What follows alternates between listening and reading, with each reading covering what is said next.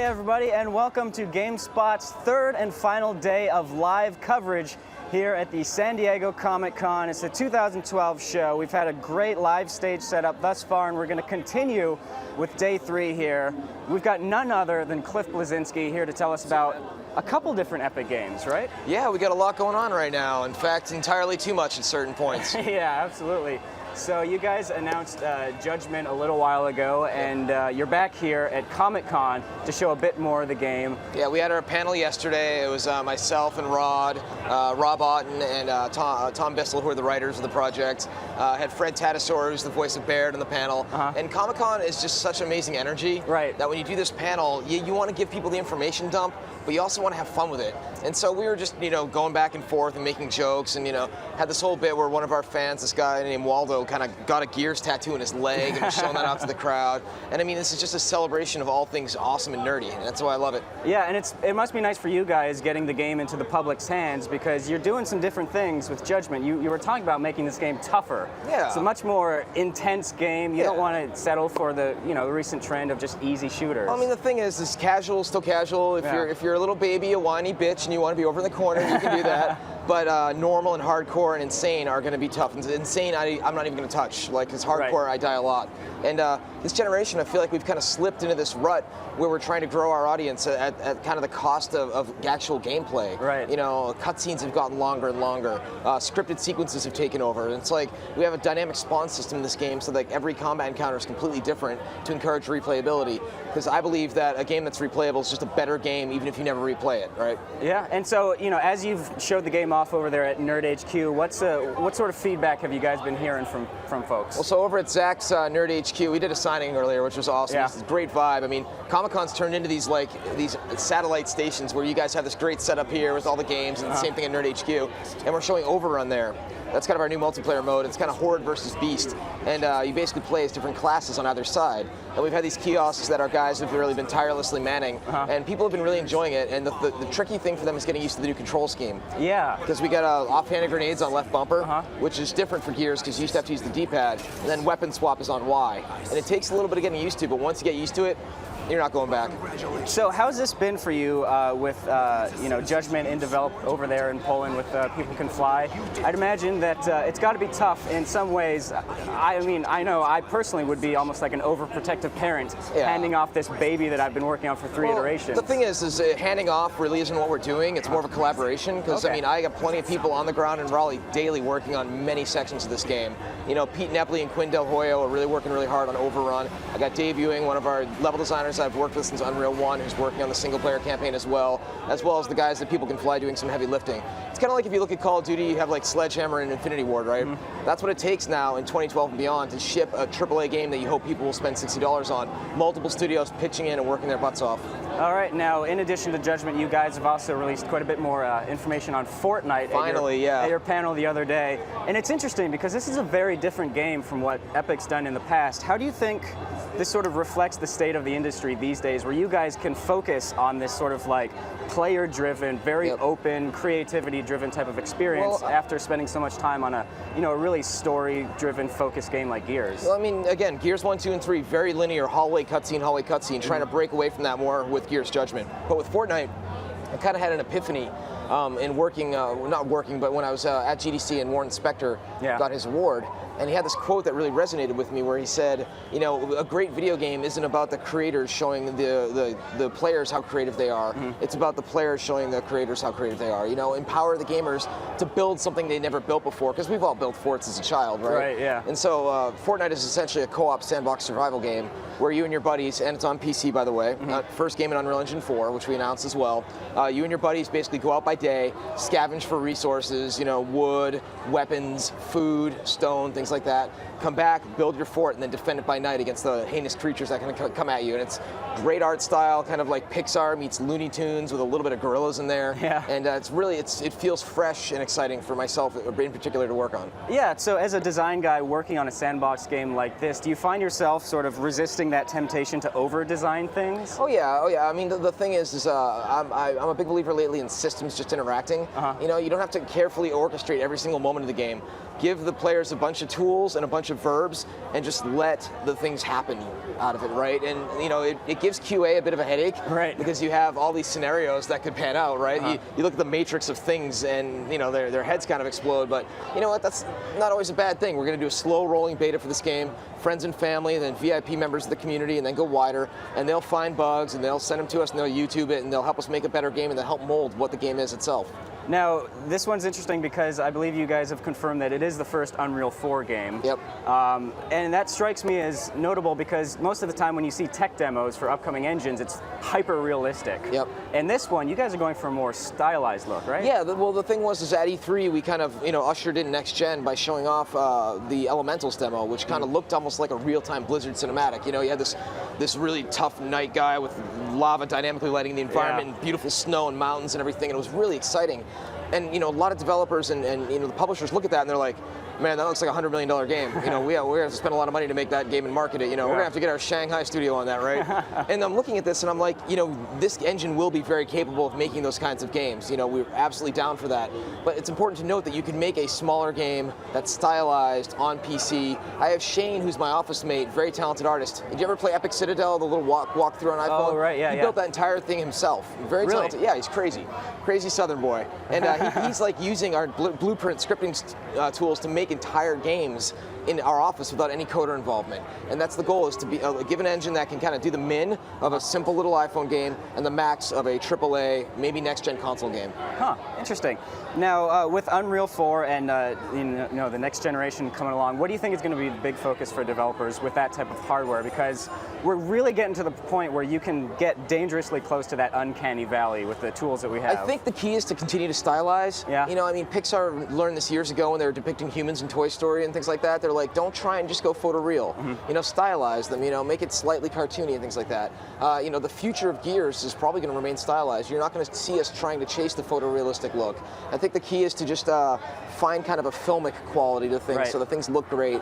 But now we're at the point where graphics can be so good that you can choose to stylize. I mean, you look at a game like Borderlands, and they chose to not go in that hyper-realistic direction. They went with a kind of really quirky, fun look with kind of a cel-shaded look. Right, yeah. And it really has become iconic, and it's become a thing for them. And Borderlands 2 looks absolutely phenomenal. Those guys are great. All right, so you guys have teased a bit about Fortnite so far, but you haven't really dived into the deep details of it. Can you let us know any idea when folks are going to be able to find out more about Fortnite? I mean, we're estimating that the beta and the playable version of the game will be, you know, kind of doing the slow release sometime in 2013. And we're still building it right now, man. You know, we're still figuring out a lot of the gameplay, the balancing, the loot tables, lots of loot in that game. Right. You know, what the creatures are, and I'd expect news within a few more months. But, you know, we like keeping our cards close to our chest. Cool. All right, sounds good. And Judgment, can you go ahead and remind folks when that game is, when you're hoping to get that game out? Yeah, it drops March 13th, 2013. All right, sounds good. Cliff, thanks a lot for swinging by.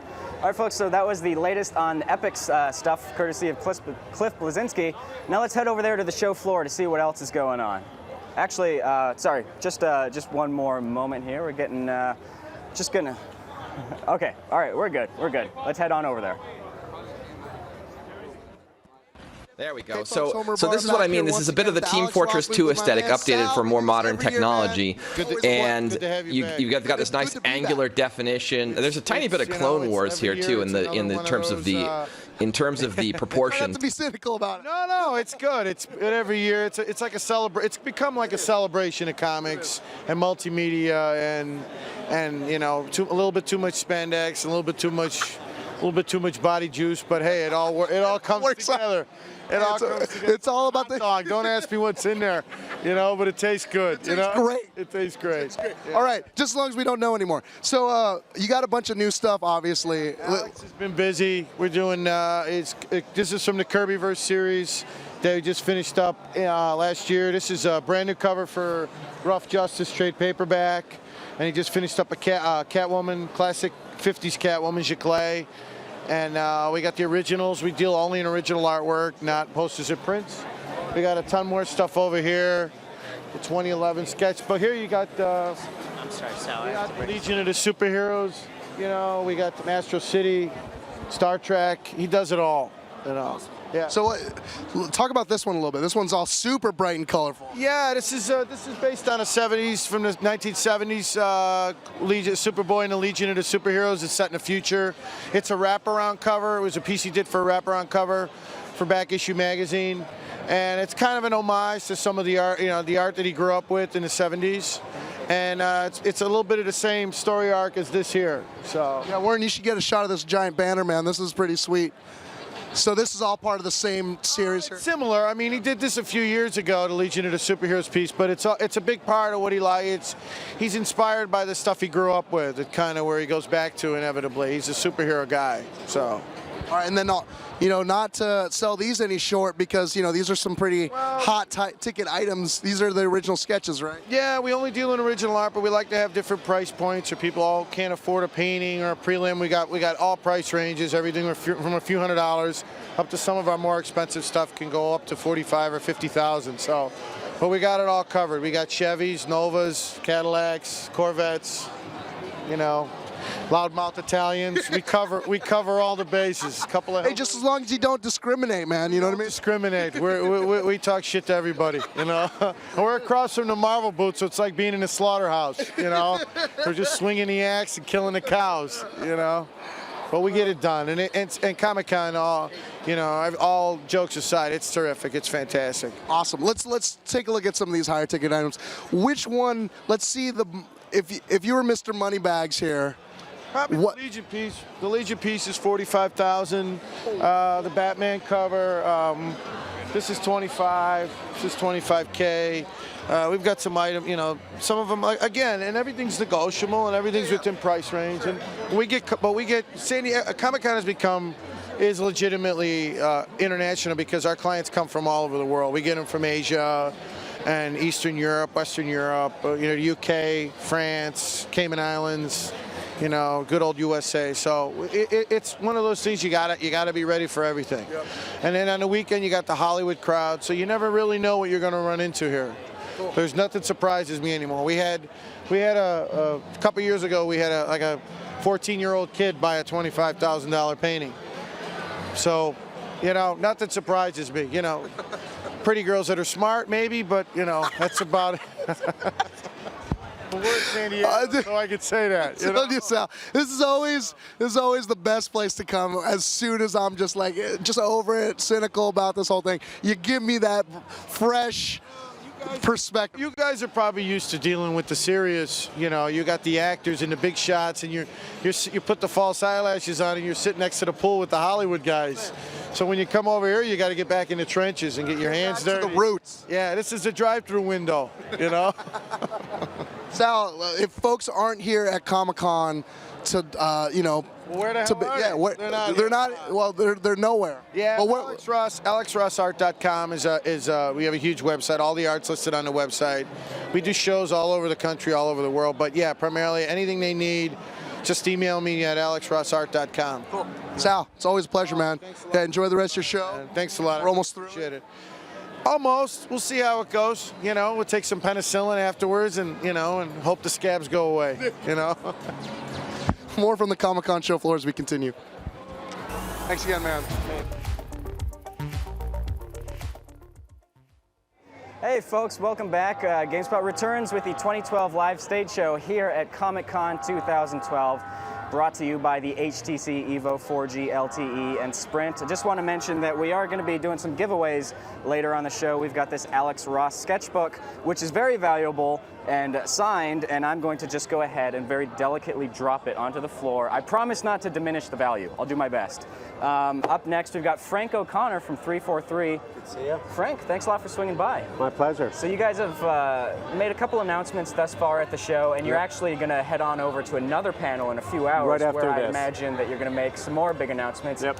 Feel free to spill the beans right now. You don't have to wait to the panel, right? Yeah, this is like a mini two-man panel. Yeah, I'm sure the five guys over there are going to be psyched that I just blurred it all out right now before the panel starts. Yeah, exactly. We're not doing big announcements. It's more like sort of an evolution of stuff we've talked about, but there'll be a couple of surprises in there. I think people will be pouring through screenshots and photographs later today. So. Nice. Sounds good. So you guys have released a few more details about the Forward Unto Dawn online miniseries. Yeah, live action digital series. It starts October 5th. It's going to start airing weekly in the run-up to the November 6th launch of the game.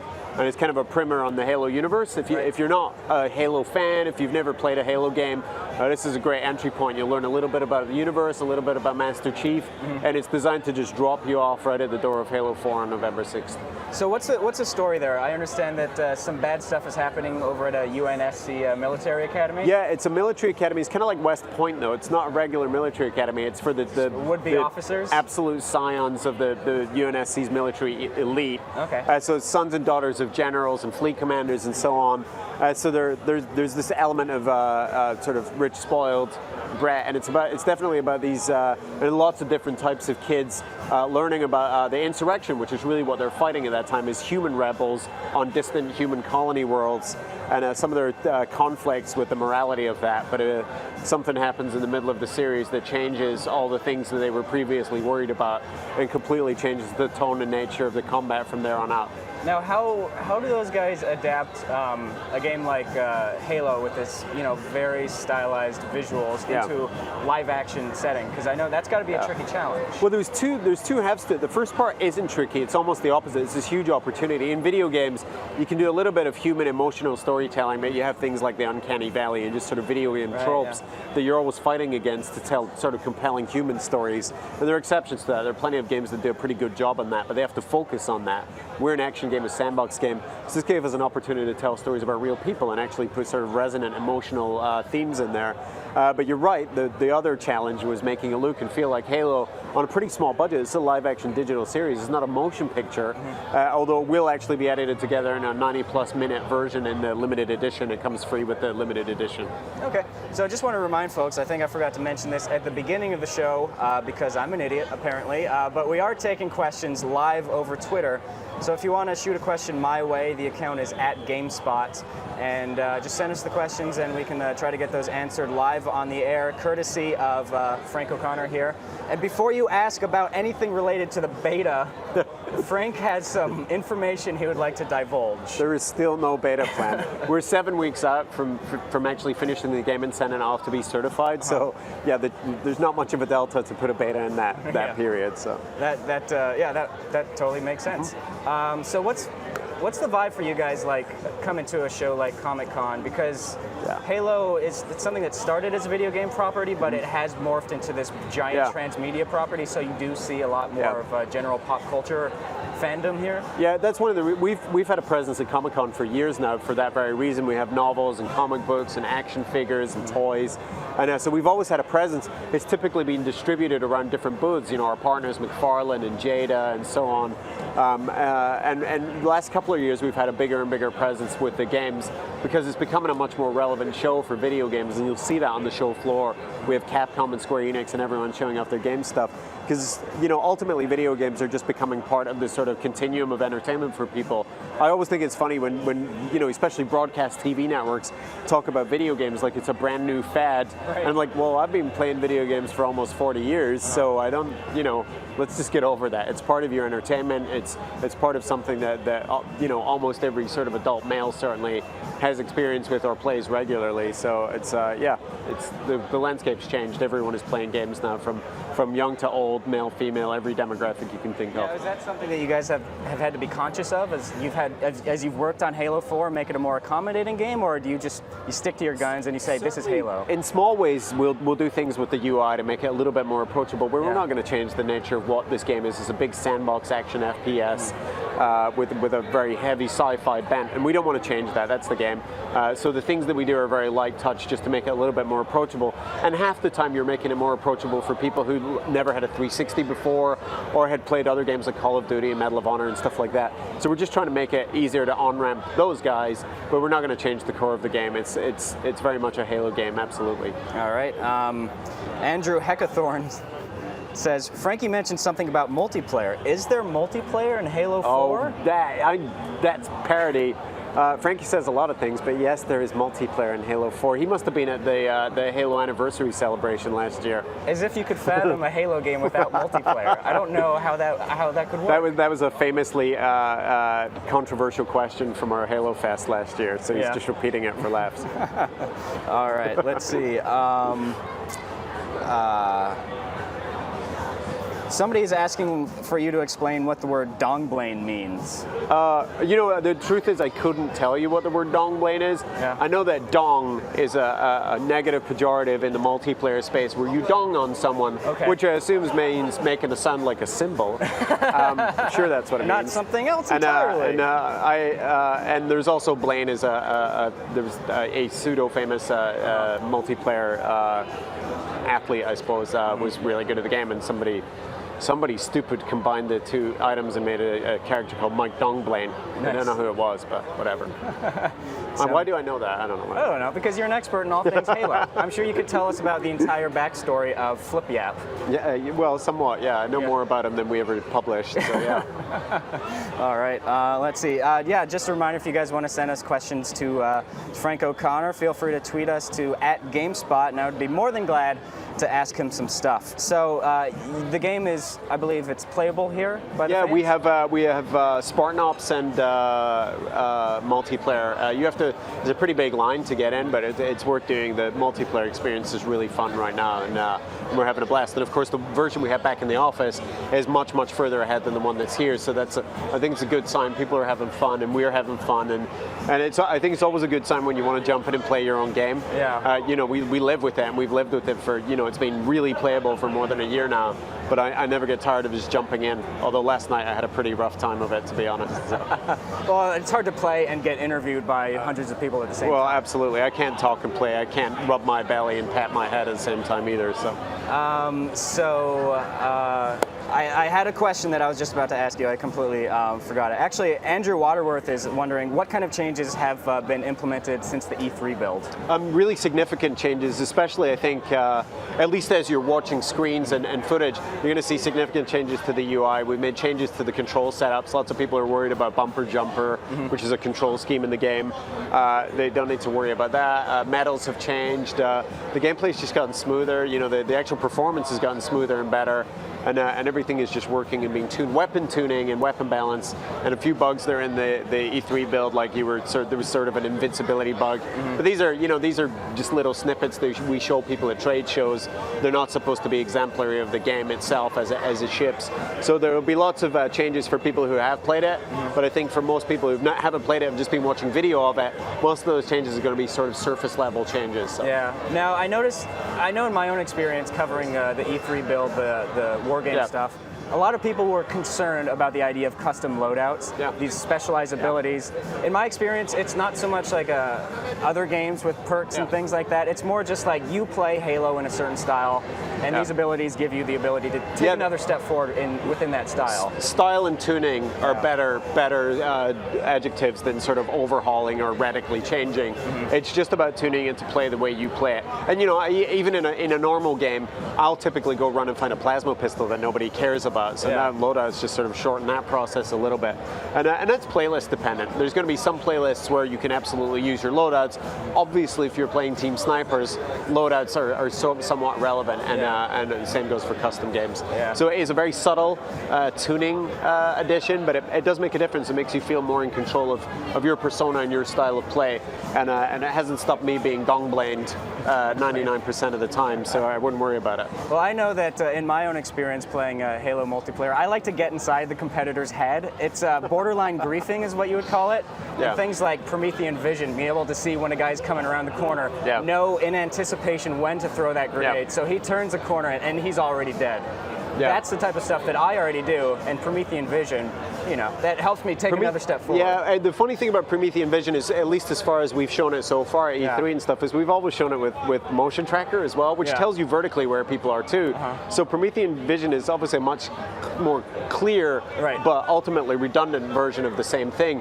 And at first I couldn't understand why the MLG players were really using that, and then I realized, I remembered actually, is like they often play modes with the motion tracker turned off. So they weren't weren't used to having that much sort of physical awareness of exactly exactly where people were, so they were using it. It was probably novel to those guys, but as we've seen, as the show goes on, people are just using it less and less and relying on motion tracker. But it is really useful for people who don't have that situational awareness, like myself, and it can definitely be a useful, at least a crutch early on. I think as people get better using it, they're going to switch to other armor abilities, and it was designed to be kind of training wheels for some people. All right, we've got a question from Twitter. Gareth is wondering about Easter eggs. I know it's a big part of Halo.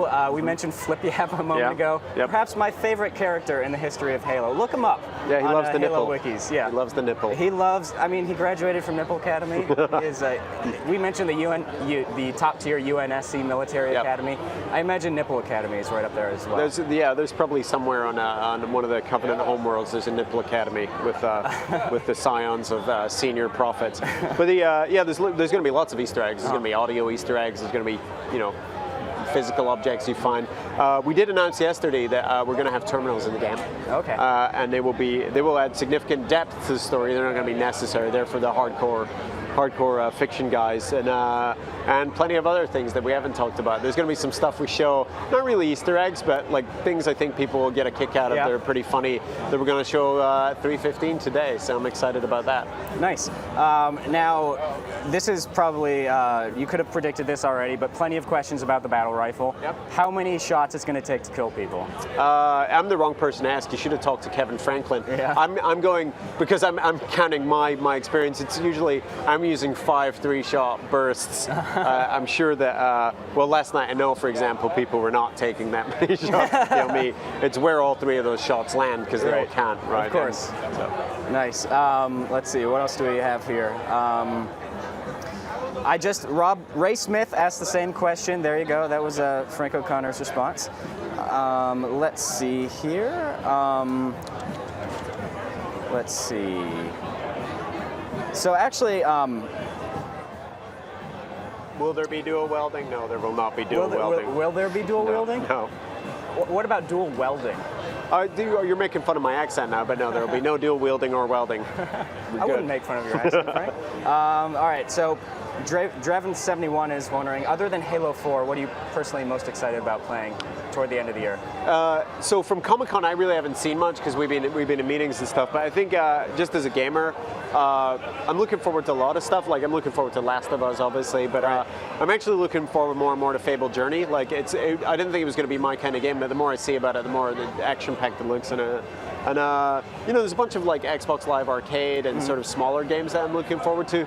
But I'll be perfectly honest, we're heads down, just concentrating on finishing what we're working on. So I don't know. I'm curious to see how the Wii U turns out, like everybody else. But I haven't been able to get my head above water long enough to think about the competition, certainly, and think about the stuff that I'm looking forward to playing. And the reality is, I play an awful lot of Halo, which is sad, but I genuinely enjoy it. That's why I work here. So.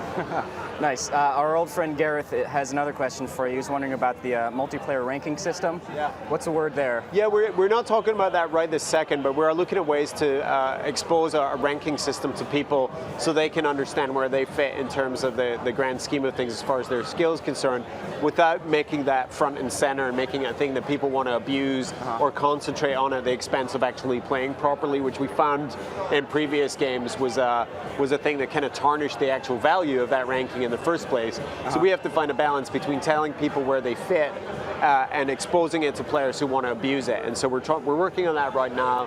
No promises yet, but it's something we're taking very seriously, and we'll have more to say about in the future. All right, sounds good. Let's see. Still so many questions about the battle rifle, guys. Yeah, people love the battle rifle. And I'll be honest, I'm super glad it's back. Yeah. But my loadout that I use is actually DMR and battle rifle. The battle rifle has this little, it's burst fire, so I'm not terribly accurate at a lot of things. And and you should remember that your loadouts in your career actually span both normal multiplayer and Spartan Ops. So you can sometimes think about your loadouts as they're sort of a dual role, and that's what I do. I do DMR for Spartan Ops and traditional multiplayer and war games, and I use the battle rifle info because in Spartan Ops I'm going to be encountering crawlers, and I'm just not accurate enough to get those things on the face with the DMR. So that little 3-shot burst lets me fan a little bit, and one of the shots is more likely to land on it. So yeah, again, it's about tuning for all sorts of things, tuning for Spartan Ops and tuning for your multiplayer, and just having quick, easy go-to loadouts that you can remember. You can have 5 loadouts, but I think a lot of people are just going to think about maybe 2, maybe 3 as their go-tos rather than thinking about it really tactically when they're picking one. So. Right, yeah, I mean, I kind of feel like you would have 2 or 3 and you just sort of bounce between them depending on the size of the map. That's what I mean, but there's going to be really surgical players who are going to think really carefully about it. I also have a good time with Plasma Pistol and BR, Plasma Pistol and DMR for a very traditional old school Halo experience. All right, and what are those secondary abilities of choice for you in terms of your loadout? I use firepower and ammo, so I carry more ammo and the ability to carry 2 rifles, which is the only way you're able to have a DMR and a BR at the same time. Yeah. But I think other people are gonna pick different things and think more about how much damage they're taking or how fast they're running and stuff like that. But that's really what I want. I tried Promethean Vision for a while, don't need it, which is telling because I'm a pretty bad player, if truth be told. And I like the hard light shield. It's very susceptible to grenades and being flanked, so it's not overpowered. And there's drawbacks, you're slower, and you light up like a pinball machine as well. So now everyone's. But yeah, I like tinkering with them all. It just depends on the map and the situation. All right, excellent. Well, I believe you have a panel that you eventually need to get to. I do, at some our point own today. panel. Yeah. Yeah. So I should probably let you go so you can make some big announcement. Unless you change your mind, I mean, I can. If you want. I got a video in my pocket. Oh now. yeah, please. All right, Frank. Thanks a lot for swinging by. Thank you. For the folks out there who don't happen to have it ingrained in their minds, go ahead and remind them when Halo 4 is going to be out in stores. Halo 4 comes out November 6th, which is also Election Day, so it should be easy to remember, and Forward Unto Dawn begins airing on October 5th. So you want to actively encourage people to vote first and then go play Well, Halo. it's Midnight Madness event, so most people who take it that hardcore seriously are going to have it on midnight, and they'll have plenty of time to vote. So, but do vote. All right, be a responsible citizen. Vote early and vote often, as they say. So. At least those of you who live in the United States. Anyways, Frank, thanks a lot. Appreciate it. Pleasure. Thank you. All right, so we're going to head over to the CBS booth and see what's happening over there on the show floor. Okay. Hey everybody, Homer Bar here on the show floor, San Diego Comic-Con 2012. We are at our very own CBS booth. Big Brothers here on the scene, and I'm with Ashley Mansfield, Director of Events for CBS. How's it going, Ashley? I'm doing really well. How are you? I'm doing awesome. So, show us the booth. What do we got? So, one of the great things that we have going on is the booth. It's a green screen. They have the opportunity to get into a photograph with their favorite cast of their favorite CW, CBS, and Showtime shows. So, Shameless. Person of Interest, Big Bang, Dexter. People are having so much fun with it, and it's a real hit. Constant line, constant action. It seems like we're right in the heart of it. You know what I mean? We are. We're on. We have the privilege of being on a double aisle, which we need because we draw so many lines. So it's been really fantastic, and it's just constant motion. Awesome. Well, so let's go. You tell me where to go. You show me what we should see. All right. Why don't we start backstage? All right, let's start backstage. Let's do that. I'll show you what everybody does. Our talent, our executives, fans don't get backstage access here. Obviously. But we call it the little engine that could. We make this small space work really hard for us. Do I like Burger King or Wendy's French Look at our folks holding it down, baby. Holding it single file line. I think the best staff on the show floor. All right, here we go. Here we go. We're going into the bowels. Backdoor entry. Door entry. Here we go. All right, check this out. Okay. This is the little behind the fourth wall. Yes. We're breaking the fourth wall here. I'm going to pull back the curtain. Yeah. All right. Pulling back the curtain. Here's our staff. Here's our AV guys running all the screens that we have. You can see tons of storage in here. There is so much room. I know. Giveaway, giveaway, giveaway. All right, and what are we giving away today, notably? Oh my gosh, what do we have here? Star Trek. You'd probably know what that is. I know exactly what that is. I know exactly who that man is. Frank Adams. Frank Adams needs to come. Dexter pins. All right. Who do we have here? Ah, she was here a couple days ago. Yvonne from Dexter. Speaking of people who were here a couple days ago, we've had a bunch of people here, right? Yes, we had the whole cast of The Big Bang Theory that was here yesterday. We had Kristen Crook that was here, and Jay Ryan from where? From a show that we do. You're putting me on the spot. We had Lucy Liu, though. We did have Lucy Liu. Oh, from a new show on the CW. Sorry, backtracking a little bit. Rewind. Rewind to Beauty and the Beast. We had Lucy Liu and Johnny Lee Miller here. And then here are friends at Showtime. We're featuring House of Lies today, Shameless. We have Ben Schwartz coming in shortly. Yeah, Schwartzy. Yeah, so we're super, super excited. All right, so let's go through. We're cutting through here. Look at this, 9 people maximum capacity. Wow. There's our. Oh, we go. Don't reveal it. All right, here we go. So we're 1/3 of the maximum capacity right now. Exactly. All right, here we go. Going up the staircase. Watch your head, Warren. This is a. Stop for a minute. All right, here. we're stopping. This is the money shot. All right, get the money shot. Get a perspective of Lionsgate. You have Summit Entertainment. You can see all the back half of the convention center, really. And realize how many damn people are found. Oh my God, I'm falling down. Look at this. This is how the shishiness happens, right? Yeah, we have to make it a little shishi. So yeah, this is our our green room for talent. We bring them up here. They come in the back. They come through this mess from the loading dock there. They have a chance to just catch their breath, have a bite to eat, have some water. We take them back out, and we stick them out there to go sign. Let's see from the bird's eye view what they're subjected to. So you can see it's just a sea of people, and right now this is for some elementary string giveaway bags.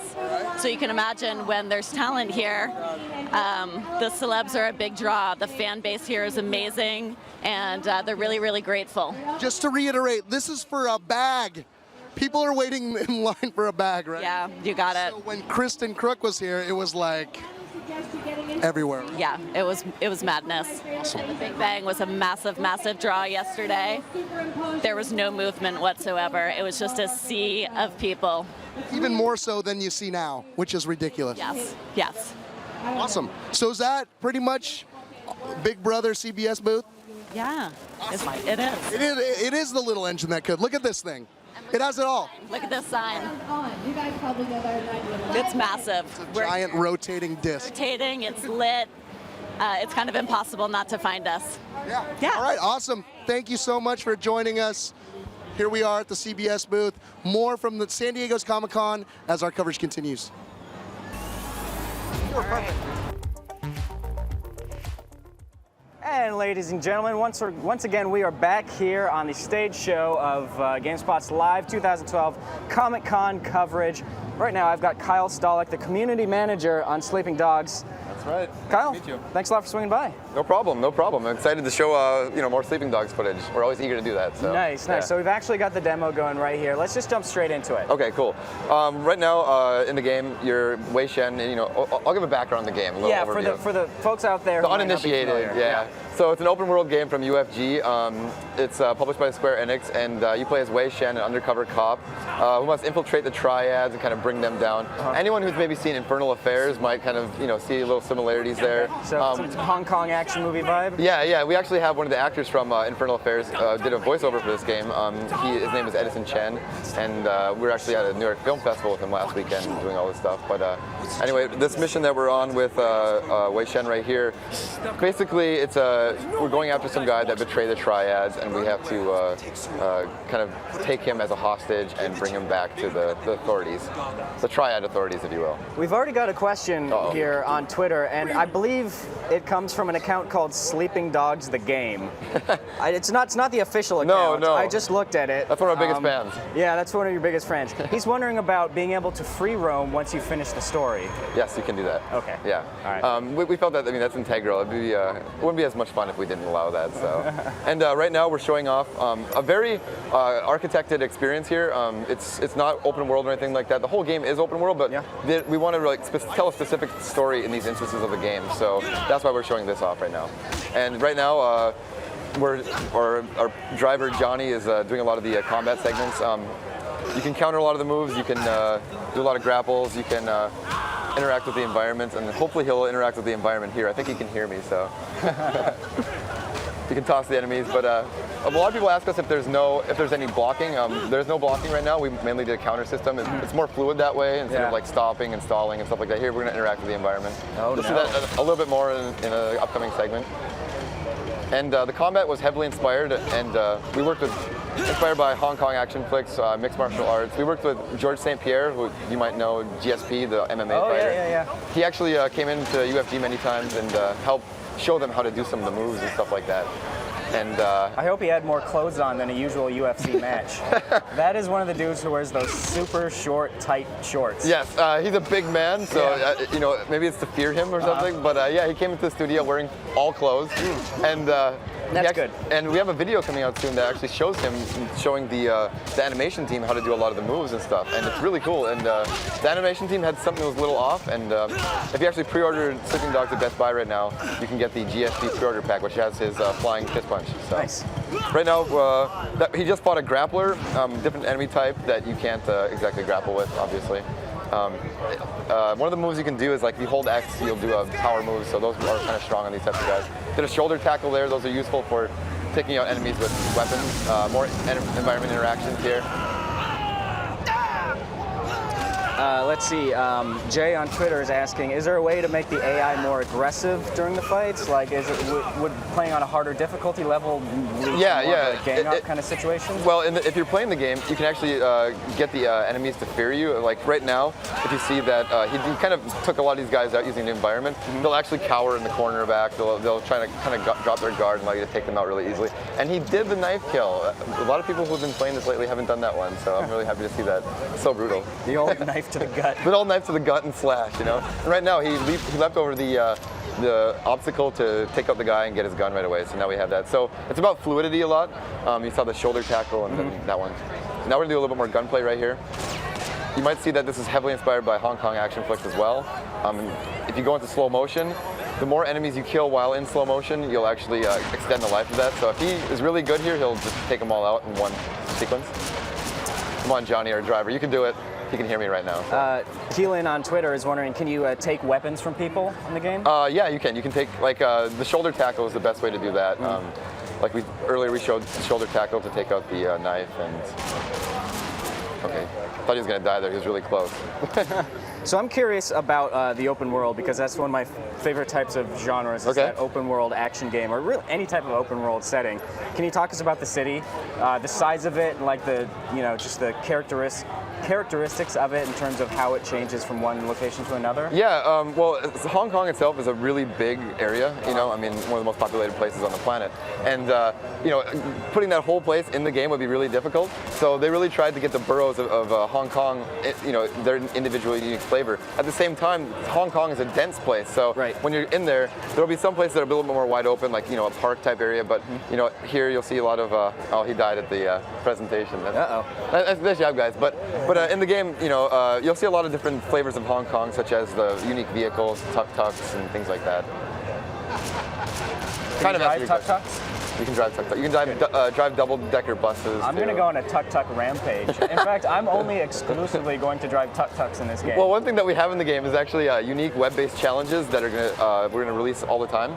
And if you want stuff like that, maybe we'll start including it in the web-based challenges. We have little badges that you get. So I've had a personal comments on how we do that, and it's been a lot of fun creating unique challenges, like most headshots, most shots maybe in the crotch or something. Depends on what the community wants. Be very vocal, people.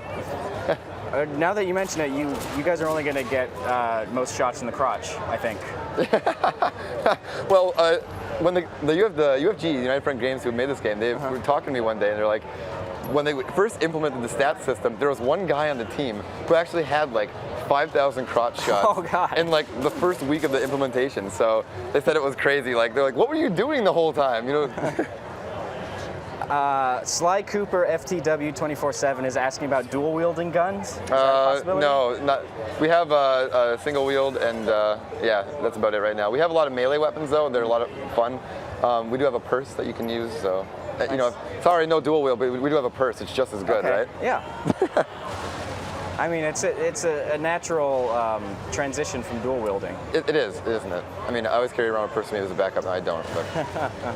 Yeah, so if any of you other folks out there have questions, feel free to tweet us. The account is GameSpot, and I will ask your question live on the air, and hopefully we can get that answered. Now this segment, obviously we already met the guy, and we're just trying to chase him.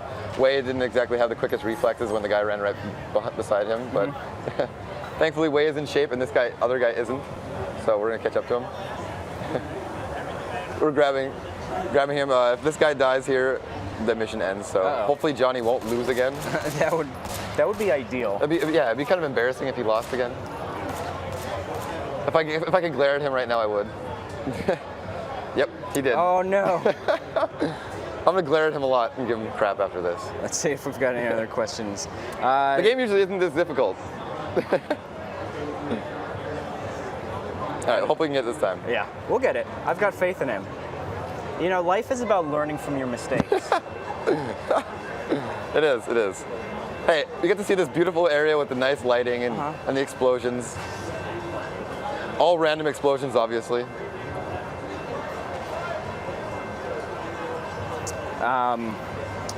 Let's see here. Hulong is wondering, can you turn off the English subtitles for spoken Chinese? Yeah, well, there's 3 subtitle options, on, off, and then just Cantonese, so that, just the Cantonese has subtitles. That's what I have all the time. Obviously, if you turn that off, you might not get the whole story. Right. So you might want to have that on, unless you speak Cantonese, of course. Do you? I'm great. I speak so much Cantonese. Really? I know. I had a college roommate who spoke Cantonese, and he taught me how to say like 2 or 3 vulgar phrases. It's always the vulgar phrases, isn't it? Yeah. I'm in Montreal, and I know like 3 things that are vulgar in French, and that's it. Yeah. Nice. And so I wish we could talk more about the story, but I've been specifically told do not talk a whole lot about the stories because it's inspired by Infernal Affairs, The Departed. It's a lot of undercover cop type stuff. Here you see the cop experience and the triad experience. Doing more quests and side missions for each of them, you actually get more unlocks specific to that type of thing. I can't go into that a whole lot right now. We're still going to reveal a whole lot more, but August 14th it comes out. Pre-order today, you get special things such as the GSP pack. I'm supposed to plug it. Don't forget that GSP pack. Don't forget the GSP pack, yeah. Luis on Twitter is wondering about any sort of character customization. Yeah, we have a lot of it. We have a lot of unique clothes. Sometimes the clothes will get you actually different attributes. There's also other RPG elements, such as if you eat certain foods, drink certain things, you get health regeneration, additional damage. Any sort of like car customization? Paint no, we don't have that in the game. If that's something people would like to see in a future Sleeping Dogs title, please support this one. A very subtle way of saying, please buy our game. Well, I didn't say that, but yeah. You absolutely did not say that game. Actually, you just answered a question here. Nate Palasso is wondering about RPG elements. Yeah. Like I said, it's the whole face system of, do you support the triads more? Do you support the cops more? Eating different things, and then clothing customization, stuff like that. So. All right. Majed Al Said is wondering, any multiple endings, or is it just the one ending? It's one ending right here because they had a specific story they wanted to tell about Wei Shen and his journey into the triads and stuff. So it's very specific, and they're really confident in the story that they're wanting to tell. They spent a long time making this game, and like I said, story's a big point. We're really keeping it close to our chest until release. So hopefully people will enjoy that. All right. And if it's inspired by Infernal Affairs, I would imagine there's going to be a plot twist or 2. Playing a coin. Maybe 1 or 2, maybe right away. Maybe instantly. Yeah, I mean, we've really shown off specific parts of the game, so we're trying to tiptoe around certain things. And even in one of the demos we've shown to the public, we've kind of altered some things. So you might see different things from our demos than when in the final release. So we didn't want to give away too much. All right. Well, we'll avoid any more spoilers on top of the ones that we've already dropped today thus far. Cool. Kyle, you mentioned it a moment ago, but go ahead ahead and remind folks when the game is going to be out in stores? August 14th in North America. We have many different pre-order packs. If you go on sleepingdogs.net, you can see all the different pre-order packs, including the GSP one, which will give you George St. Pierre's outfit in the game, which will give you additional attributes, including his flying fist punch. So. All right. Thanks a lot, Kyle. Thank you very much. Appreciate it. Yeah. All right. So that was your look at Sleeping Dogs. Now it's over to the Dark Horse Comics booth over there on the show floor. Let's take a look.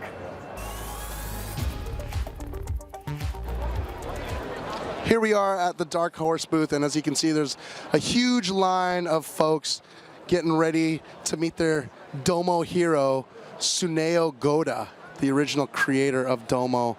And look, as you can see right there, right next to him is the original Domo puppet, apparently. Look at that, in its full glory. Looks a little old school, a little throwback retro styles, all fuzzy, felt. So you know what, if you're here, come to the Dark Horse booth if you are a Domo fan and get your Tsuneo Goda on. He will sign stuff and draw an original Domo for you on your merch. So, you know, all these folks are super excited, getting their Domos ready to get signed. But as much of a spectacle that this is, Dark Horse also has a whole other slew of things that they're promoting right here. Right behind us is the little Buffy, oh no, Falling Skies, sorry. Falling Skies booth. They got like a, you can take your picture, this machine straight suck in your face, I think it is. We'll see. Let's see if we can squeeze on in there. Dudes getting their crazy contraption on. Take a little picture. Falling Skies. Be up in about 24 hours. Okay. So can you give us a little rundown on what the picture's all about? Sure. This is a scene from a recent episode of Falling Skies where people can go and get harnessed. Takes place in the harness factory. It's a fun photo experience, a little action taking place on the harness chair. It's a good time. All right, cool. Get your harness chair on. Here's some items for sale, some figurines. We got our good friend Jon Snow right there. Look at him. Jon Snow and Ghost, chilling. Not fully colored in, as you can tell. He's not that gray in the series, but you know, it's still a work in progress. Whole bunch of Game of Thrones stuff. We got Tyrion Lannister getting his battle on. If you guys haven't seen the end of season 2, watch it. I won't spoil it for you, but Tyrion is suited up for war. And then we got our Daenerys bust, looking gorgeous. Look at her with her little dragon child. And then we got the direwolves from House Stark right there. And obviously the throne, the Iron Throne. Many heads have rolled in pursuit of the Iron Throne. But on to lighter and more fun-filled things. We got Domos here. We also, yeah, there he is. He's right there. Yeah. Tsuneo Goda, right? Look at that. Did you get? Let me see what you got. Look at. Yeah. Look at that. An original Domo. From Goda. Yeah. What's your name? Cassie. Cassie. Where are you from? Las Vegas. Las Vegas, Nevada. Are you having fun at how many Comic-Cons have you been to? This is my first Comic-Con. I usually go to anime conventions. Nice. Are you having fun? Yeah. It's really hot. Is it all that you would have expected? I guess. I don't know. You don't really know what to anticipate for a first con, no matter what con it is. Cool. So. Well, you got your Domo on. That's cool. And you got a little... I got my phaser. I have my tricorder over here, too. It's awesome stuff right here. You're coming away with all sorts of... Yeah. That's right. Way to go. Don't look, you dropped a bunch of stuff. It's cool. I'll pick it up for you. There you go. All right, enjoy the rest of your show. And we're going to try to squeeze our way through. There's not a whole lot of room to navigate here in the Dark Horse booth, so maybe we'll just stand here and kind of call some stuff out. They got Star Wars on the back wall over there. We got some folks. There's a bunch of free stuff they're giving away for Hellboy, BPRD, Baltimore. You know, so if you're into free swag, come and get it at the Dark Horse booth. Books, little lanyards, some bracelets. So yeah, Dark Horse Comics representing. All right. Yep, that's it. Dark Horse booth.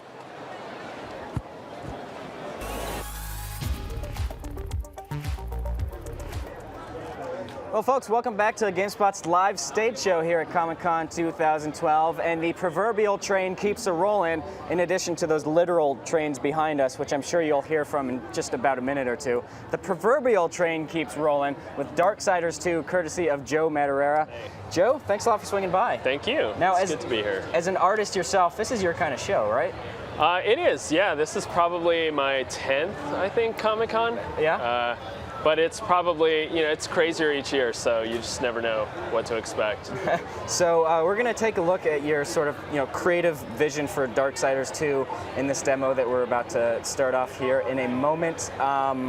Tell us what we're about to see here, Joe. So basically, there's so much that goes into the creation of one of our levels. Darksiders 2 is way bigger than the first game, so we have a lot more area to cover, and I don't think a lot of people know what really goes into it. There's drawings, there's all kinds of meetings that happen, there's all kinds of revisions, and it really starts off with just a bunch of gray boxes and eventually becomes something awesome to the player. And we thought it'd be fun to just kind of take you through the process a little, and show you one of the areas of the game. All right, so so we've got Death here, and he is proceeding onward. Death is walking toward one of the town areas. In the first game, we didn't really have a lot of NPCs you could constantly interact with or quests. Here we do. We have towns, we have NPCs, and this is the Great Forge. In the first game, we had a character called Ulthane, and he was sort of the only creature of this race that you were able to interact with. And now we got to show you more of his people, the Makers. They forge great weapons, they forge cities, they forge worlds. They're a very ancient race. This is one of their warriors. He can actually train you as you advance. And so, this area, it was kind of interesting because it's what would a town look like with these guys? It couldn't be a bunch of little huts. We wanted everything in the Darksiders universe is huge and impressive, and so these guys just sort of build everything that way. And Han is hopefully. This is an area that we'll show you some of the concept art for, so you can kind of see how we got to this point. It'd be nice if they threw some of the concepts on the screen, but yeah. If we've got some concept art to, yeah. Oh, actually, it's over here on this left screen. Oh, here we go. Okay, so you can see the, we started with a drawing. We tried to get a huge sense of scale. Like I said, everything in this game is larger than life, huge. The first game took place on Earth, so we didn't really get to experiment a lot with the fantasy settings that we wanted to do. We have so much more freedom this time around. So we were really able to just have a lot of fun and come up with these areas. And you can see that head that was in that drawing is now, it's been fleshed out. That was sort of the entrance. And then we were okay, what connects to this? Where do they live? What are the structures surrounding this place? And so we fleshed it out with a few more drawings. We eventually, gray box everything so that we can sort of run around and make sure that there's a nice sense of scale. Now, for the folks at home not too familiar with video game development terminology, when you say gray box, what do you mean by that? It's basically, there's no textures, there's no detail on any of the architecture. It's literally boxes, almost like you took giant gray Legos and just placed them so that you could get a sense of distance, sense of space. And exactly. How long does it take to run across this area? Because no matter how beautiful something looks, if it takes too long to run across it or it's too small and cramped, it's just, if it doesn't feel good and play good, it's pointless, to make it look pretty. So we hold off on that part until we've got something we're very happy with, and obviously that starts with some cool drawings. It's the sort of nightmare scenario of Grand Theft Auto without the cars, right?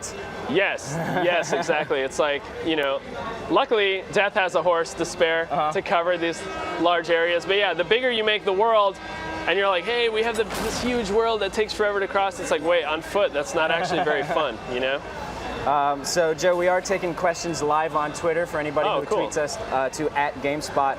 Georgina Perez is wondering, how long did it take you to pick a final character design for Death? What was that process like?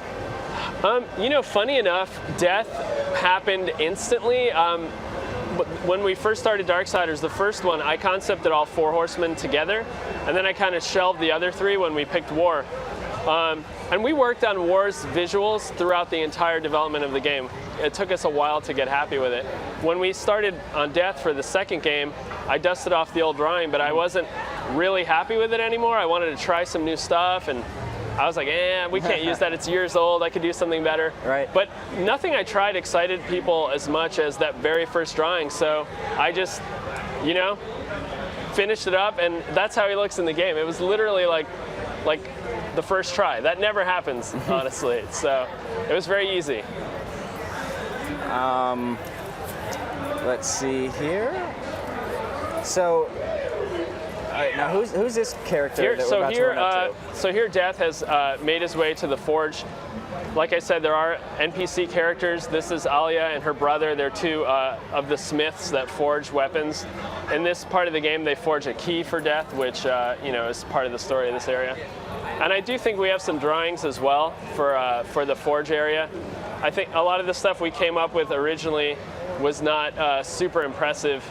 And you know, we didn't want it to look like any old blacksmith forge. So there's actually a sequence where you have to like basically unlock a waterfall that sends like a river of water to one part of the forge, and then this like lava flow from another part, and they sort of converge in this area. Super impressive. You can see there's an example of the gray box on the left. We just loosely built it, and then you run around it, and it's like, wow, this feels really empty. And like one of our artists did a paint over there. We do a lot of paint overs in development, just sort of like before somebody goes in and does all the work of building the assets. We just, you know, paint stuff in, and if we like it, we take it to 3D. You can see the 3D version of the room now. Now, Joe, your position on this game is creative director, right? Yes. So what does that entail on a day-to-day basis? What are you doing on this game? On a day-to-day basis, I did a lot of the concept art, overseeing the story. On this game specifically, I was definitely more of a directorial role. A lot less hands-on than in the first game. The first game we had such a small team. Right. We were all kind of doing everything, and you know, we were like, I was like more involved in animation and stuff like that. But our team is so awesome and experienced. Like I really just enjoy, you know, having like oversight, and I do concept a lot of the characters still. Certainly Death, Despair, a lot of the story characters, and just, you know, like really just work with the art teams to make sure that the style of the game just holds true to what we set out to create.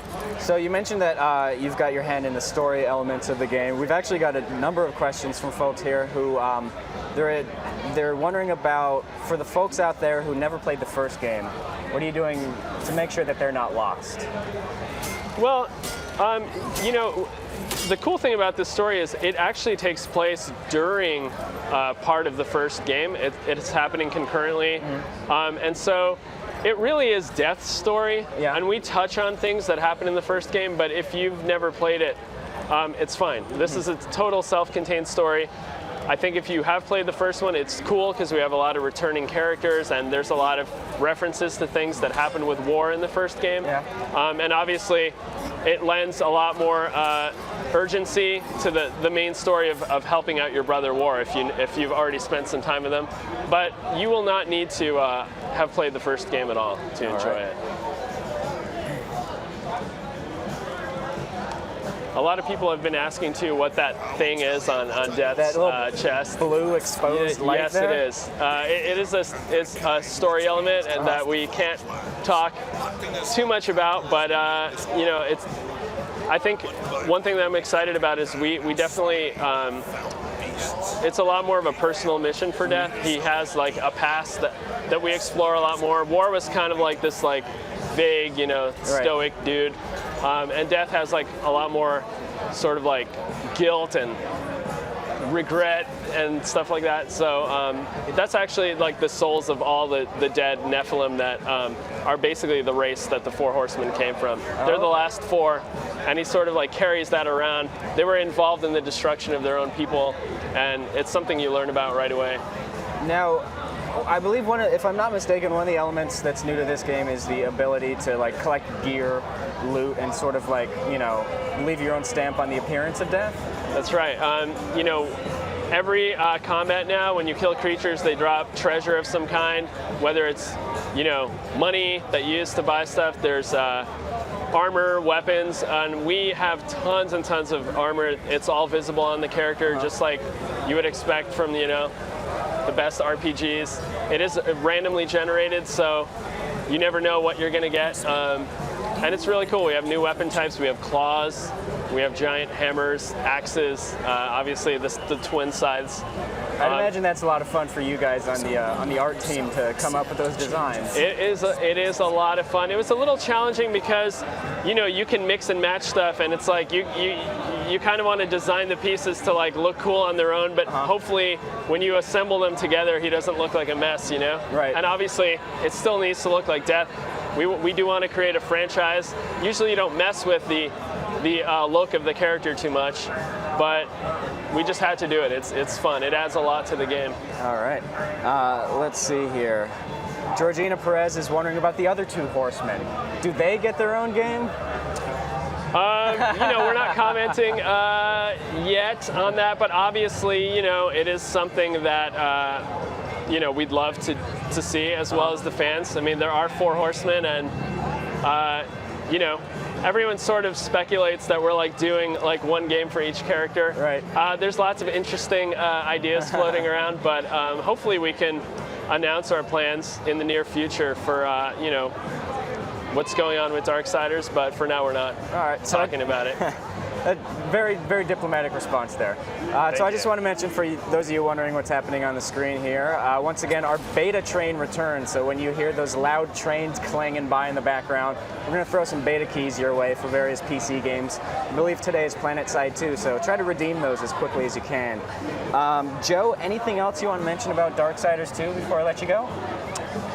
You know, I just hope that people, you know, play it. I think we got a great response to the first game. There's lots of buzz around the second one. Death's an awesome character, and it's out in a few weeks for PS3, Xbox 360, PC, Wii U, and yeah, just check it out. Thank you. Cool. Sounds good. Joe, thanks a lot. Thanks. All right, folks, so that was Darksiders 2. Now we're going to go check out the FUNimation booth. Let's have a look.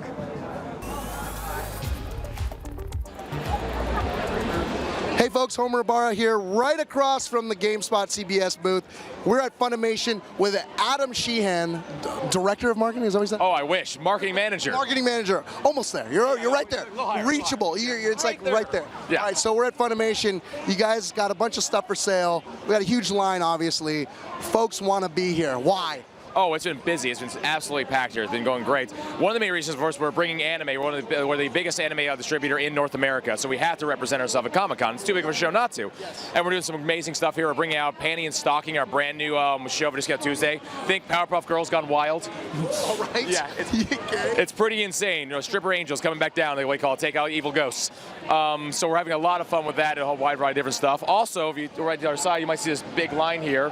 We're putting out a new Mass Effect Paragon's Lost animated movie based on Mass Effect, working with BioWare and EA on that. And we're giving out badges, Mass Effect badges, basically. Let's take a look at that badge. Real good. Look at that. Boom. Get your own badge here in line for free.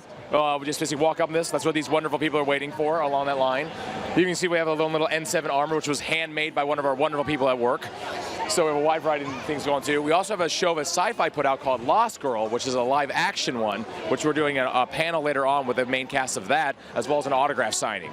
So it's been really swamped here. Besides, we also got Dragon Ball Z video game kiosks. We're demoing computer games to our sister company, Game Samba, and giving away tons of free stuff. So pretty much that's why we're nonstop busy.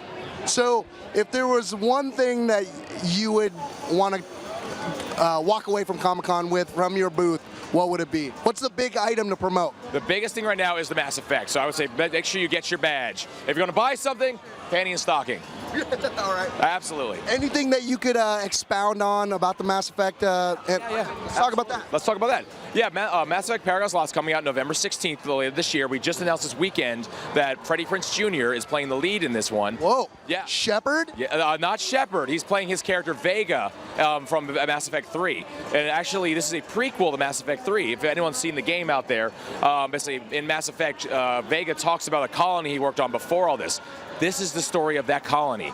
We just threw a trailer up online. You can see the first look of this. We're really excited about it. But where can you see that? You can see that on FUNimation.com. Check it there. It's pretty much everywhere. We have it on our YouTube page as well. So it's in many, many places. Very good. And so this is going to be an animated series or? Movie. It's a fully animated feature film. It's like 90 minutes, 2 hours around that time period. So look for that. We shot a whole bunch of extras for it with Freddie Prinze and the behind the scenes thing. So look for a bunch of different stuff coming out in November. Does this partnership with BioWare, obviously, you know, they have a whole plethora of games. Wonderful amount of games, yeah. Is this kind of like a foreshadowing into what Funimation and BioWare could be doing in the future? This is actually the second one we've done with them. Yeah, actually, we're standing right in the same area. I can find it real quick. We actually worked with them on Dragon Age. Let me just find where it is. Oops, sorry. Dragon Age.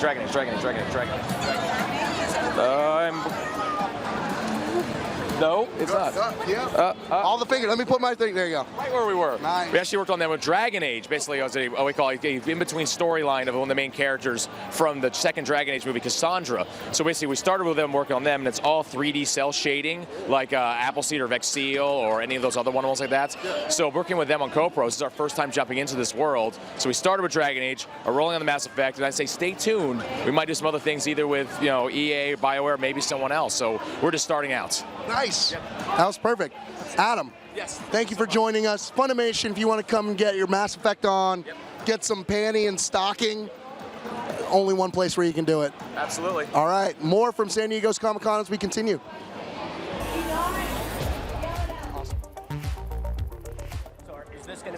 All right, folks, here we go. We are back live on GameSpot's 2012 Comic-Con stage show. I've got Matthew Higbee here to talk to us about PlanetSide 2. Matthew, we've actually been giving away some PlanetSide 2 beta keys. That's awesome. And now folks are going to be able to get a little bit of a better taste for what the game is going to entail once they get access to that beta, right? Yeah, that's right. We're really excited right now. It's a super exciting part of our development period. We're just about ready. And I mean, literally, as I speak, they're getting the servers up right now. We're just about ready to begin letting the very first people in externally to start playing the game. All right, so for the folks out there, for the uninitiated, go ahead and describe what you guys are doing with PlanetSide 2. It's a sequel to a beloved game from earlier in the generation, but what are you guys doing this time around? So PlanetSide, the original PlanetSide, came out in 2003, and it still has a really active, healthy user base. Lots of people still playing it. PlanetSide 2 is a massively multiplayer first-person shooter game. So in PlanetSide 2, up to 2,000 players can directly and simultaneously compete in one enormous open-world continent. So you can imagine hundreds of players flying in aircraft, hundreds of players driving in tanks all the time.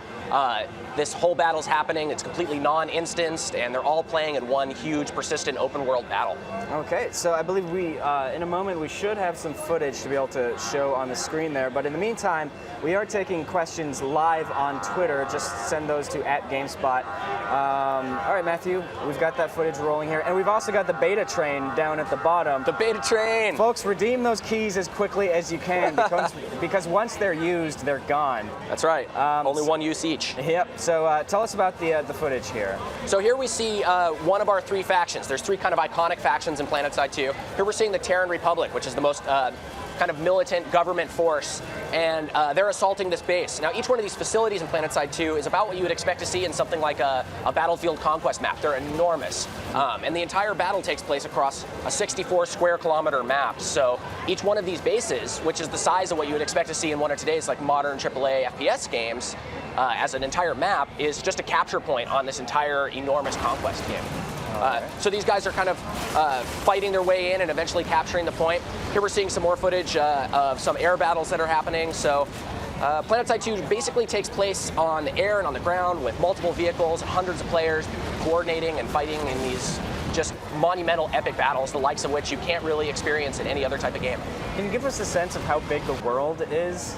in this game? Yeah, I mean, we're gonna have 3 continents by the time we get into by the time we launch, and each one of them is 64 square kilometers, and each one can hold 2,000 players.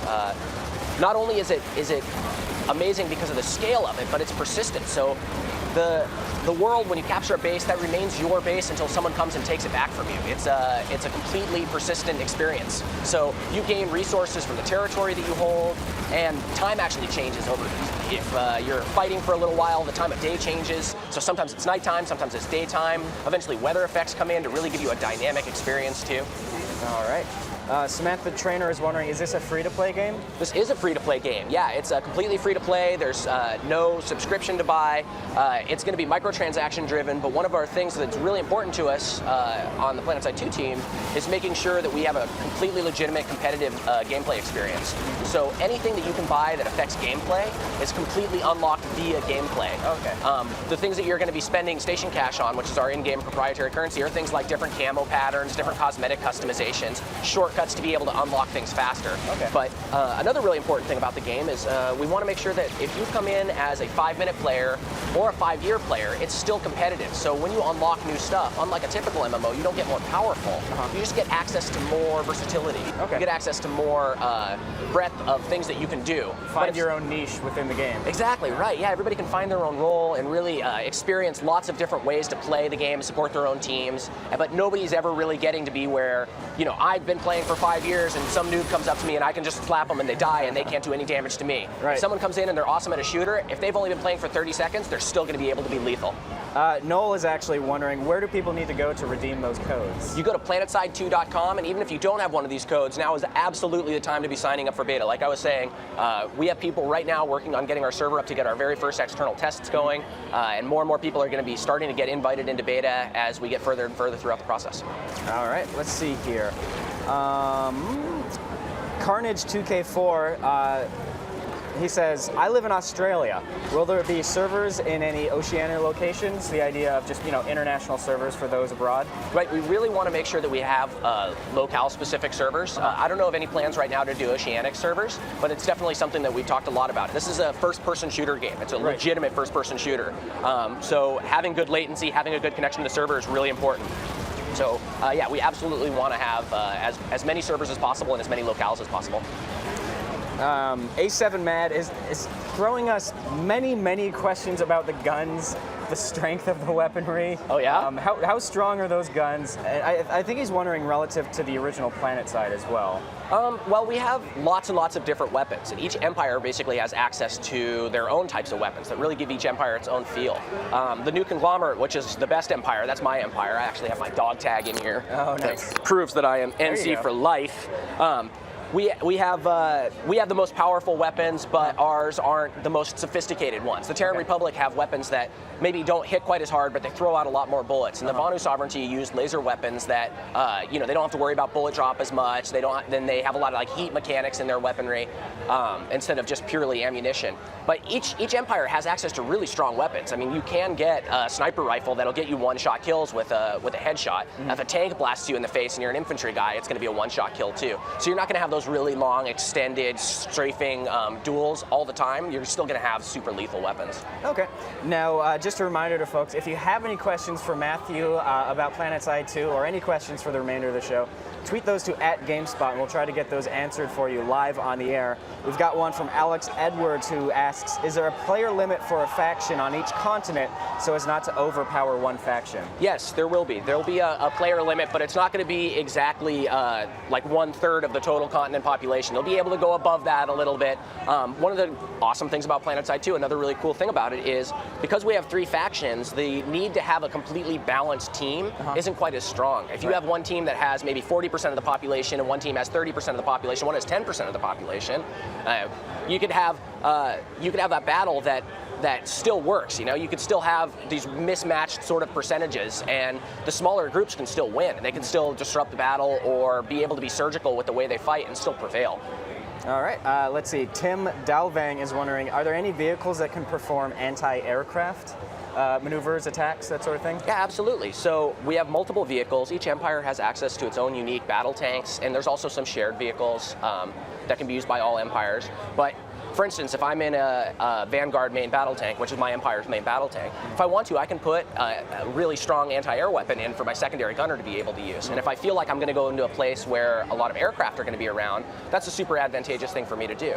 But it's totally based on my own customization, my own play style, who my partner's going to be in my tank with me, and whether we think we're going to be running into that kind of threat. I might be way better off putting another anti-vehicle weapon on there and being basically a double threat against other tanks that I run into.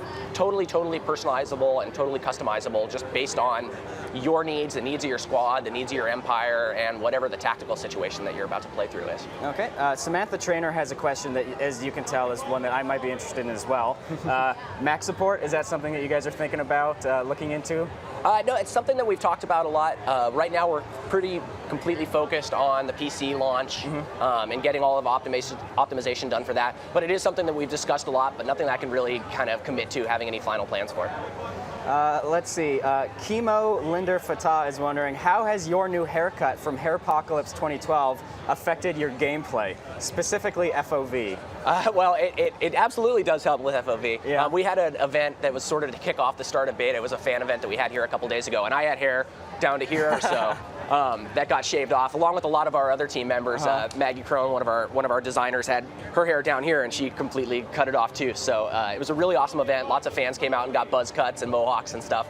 But in terms of helping out my gameplay experience, I think it's really helped with headphones. You know, it's kind of a pain to have to like wipe your hair back and put the headphones on every time. So now I just pop them right on. They fit great. I can have them a little more snug. Twitch reflex is probably better if you're playing on like a really big 30-inch monitor or something like that. Yeah, right. I don't have that hair getting in my way. But I still have the phantom hair danglies, you know? And like in the morning I wake up and I kind of do this. I'm still sort of doing one of these, which looks just really goofy. It makes it look like I have some itchy scalp or something instead of I'm actually trying to move the hair out of my face. Tim Dalvang is wondering, how deep are you going into commander abilities? Well, we'll have actually a lot of really robust command abilities. So as a squad leader, for instance, you could really specialize your character to just be awesome at squad leading. And that's going to allow you to do things like have squad spawn points that you can place that allow you to have your squad just be able to reinforce by spawning on that spawn point instead of having to spawn way back. So those sort of logistical elements, but also being able to call out a target and say, hey, this is the target I want you to attack, and give some bonus experience for capturing that. Place waypoints in the world that like rally troops around a certain area. All those sort of like command logistical elements are something else that's huge and really important when you're talking about having thousands of players and having to organize them around meeting these goals on a gigantic world. A7 Mad, not so much a question, more of a demand. Put more codes. As you can tell, we put more codes on the screen. The codes are here. Although the black text on the black background, we're making you work for it. Yeah.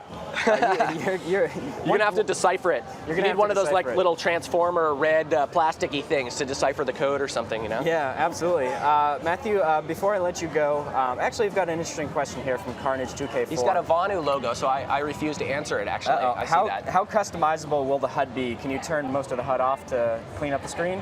You know, that's a question that we got a lot at a player event that we just had yesterday. We had a whole bunch of folks come up to our offices and play the game, and one of the questions that kept coming up over and over again was HUD customizability. So it's something we're going to look at, trying to offer as many different customizations as possible. But being able to toggle things like waypoint indicators or being able to move things like the minimap are all things that we're planning on getting in there throughout beta. I like to go on a friend's PC and games that let you do that and put all the HUD elements right in the middle of the screen. The health bar, the waypoint, everything like that. That's why your friends don't let you play on their computers after that, right? One of the many reasons you why get banned from the house if you do that in the wrong gamer's house. Absolutely, that could happen. Anyways, Matthew, thanks a lot for swinging by. Yeah, thanks for having me. Can you go ahead and let folks know when you're planning to have the game finished? You know, we're still working out issues with getting people into beta, finding out all the feedback for people, but you know, follow us on Twitter at PlanetSide2. I'm at mhigby on Twitter, so we're always giving out information, behind the scenes stuff, and if you didn't get a code on here, you can get one from one of those sources probably too. All right, make sure to tweet him plenty of questions about his hair because he seems to appreciate those oh yeah, those no, tweets. I love it, thank you. All right, great, thanks a lot, Matt. Anyways, it's back onto the show floor. Let's take a look. Hey everybody, Homer Ibarra here on the busiest corner of the Gas Lamp District here at San Diego's Comic-Con 2012. I'm with a slew of lovely ladies. How's it going, ladies? We're the Babe Army. The Babe Army. What do you guys? Iron Sky. Iron Sky. Don't look at me. Look at all of them, please. Look at this. What are you guys promoting? Iron Sky? Iron Sky is a new film out by Entertainment One. Nice. And we are space Nazis. And we come in peace. We come in peace. Yeah. 2 words that don't equal peace, space and Nazis. Nazis. They're the best kind of Nazis. But, you know, I mean, at least you're kind to the eyes. You know, we try. I also want to make sure that everybody goes to tug.com and requests the film so it can air in your city. Yeah, request tug.com. If you don't request it, it won't come to your city. So I'm going to request it so it'll come to my city. Yes. Okay, will you guys come to my city? Of course. Yeah, we will come. Yes, we come in peace. We'll come and take over your city. All right, that's okay, as long as you bring more of you. All right. Thank you for coming. Check out Iron Sky. IronSky.net. Thanks a lot, guys. Yeah, absolutely. Here's my card. Here, and then can you send me that link? Sure.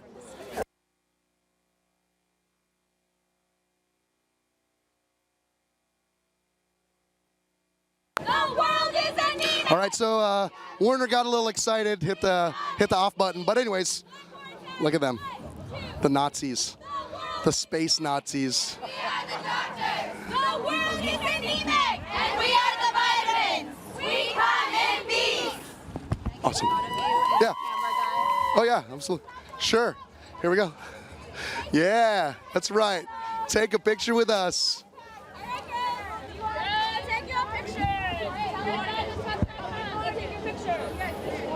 All right.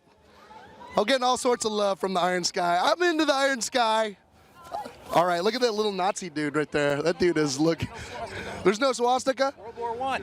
Oh, yes, you're right. Look at that. All right. Okay, so we're back here. We're still here on the busiest corner of the gas lamp corridor here in San Diego. There's all sorts of promotion going on. If there's any more stuff that you would ever like to throw away, you can get it here. If you just want to gather trash, oops, sorry. This is where you come and get it. Obviously, people rocking these giant sci-fi bags.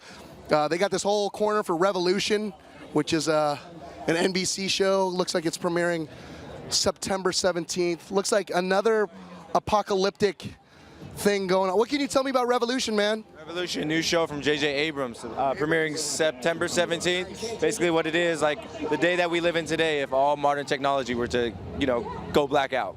So complete blackout, and after that 15 years, this is what's taking place. So like that. So okay. Like in the modern world that we're living in right now. So. All right, that's cool, man. All right, September 17th on NBC. Check that out. What were to happen if all of modern technology were to black out? There'd be no reason for us to do anything then. We'd all end up with our heads on our sticks. All right, so anyways, as we continue on the gas lamp corridor, busiest intersection here in San Diego, we got a promotion for Grimm, which we just missed the cast and crew. Aw, the cast, all right, well, bummer. That's what happens when you talk to a bunch of space Nazis. All right, so Grimm, they're promoting Grimm, the TV show, and they have Aunt Mary's trailer here so people can photograph and come check it out and stuff like that. What can you tell us about Grimm for someone like me who really doesn't know? Well, we're on our 2nd season, and it's going to start August 13th. It's on NBC. You can catch up on NBC.com. If you are behind, we've got episodes of the full season 1 on there. Nice. What's the plot of the whole show? Okay, so the main character is a detective, okay, and he is the Grimm, and that gives him the ability to actually see these creatures that are inside humans that are called the Wesen.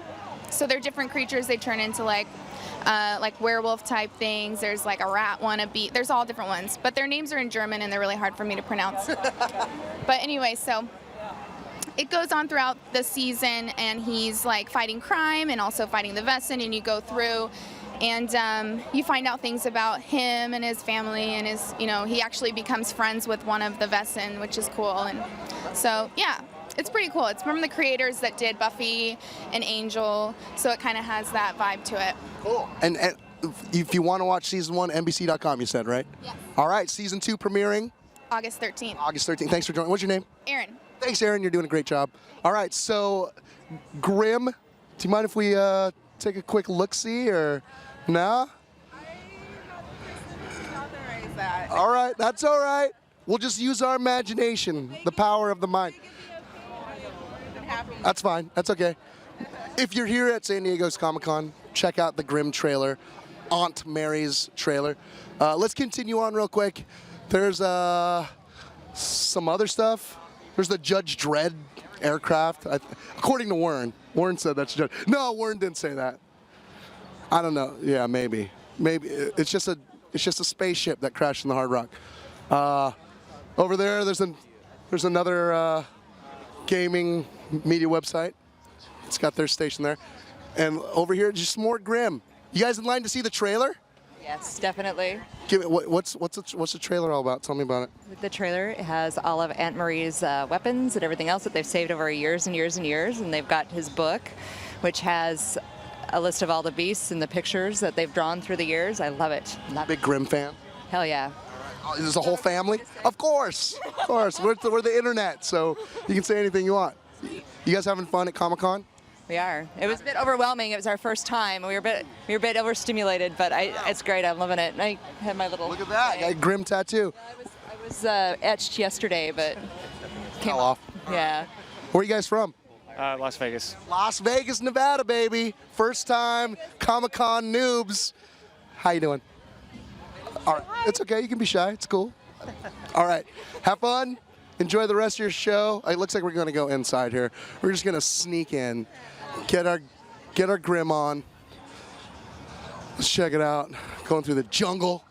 Man, they got the setup. It's like true to form here. Look at that. All right, there it is. You survived the forest. Now Grimm your skin a tin fish. Hashtag Grimm. All right. That's part of the sights and scenes here on the streets of San Diego Comic-Con 2012. NBC Corner, as I'll call it, NBC Corner. Come check it out if you're a fan of Revolution or Grimm, and get some free stuff.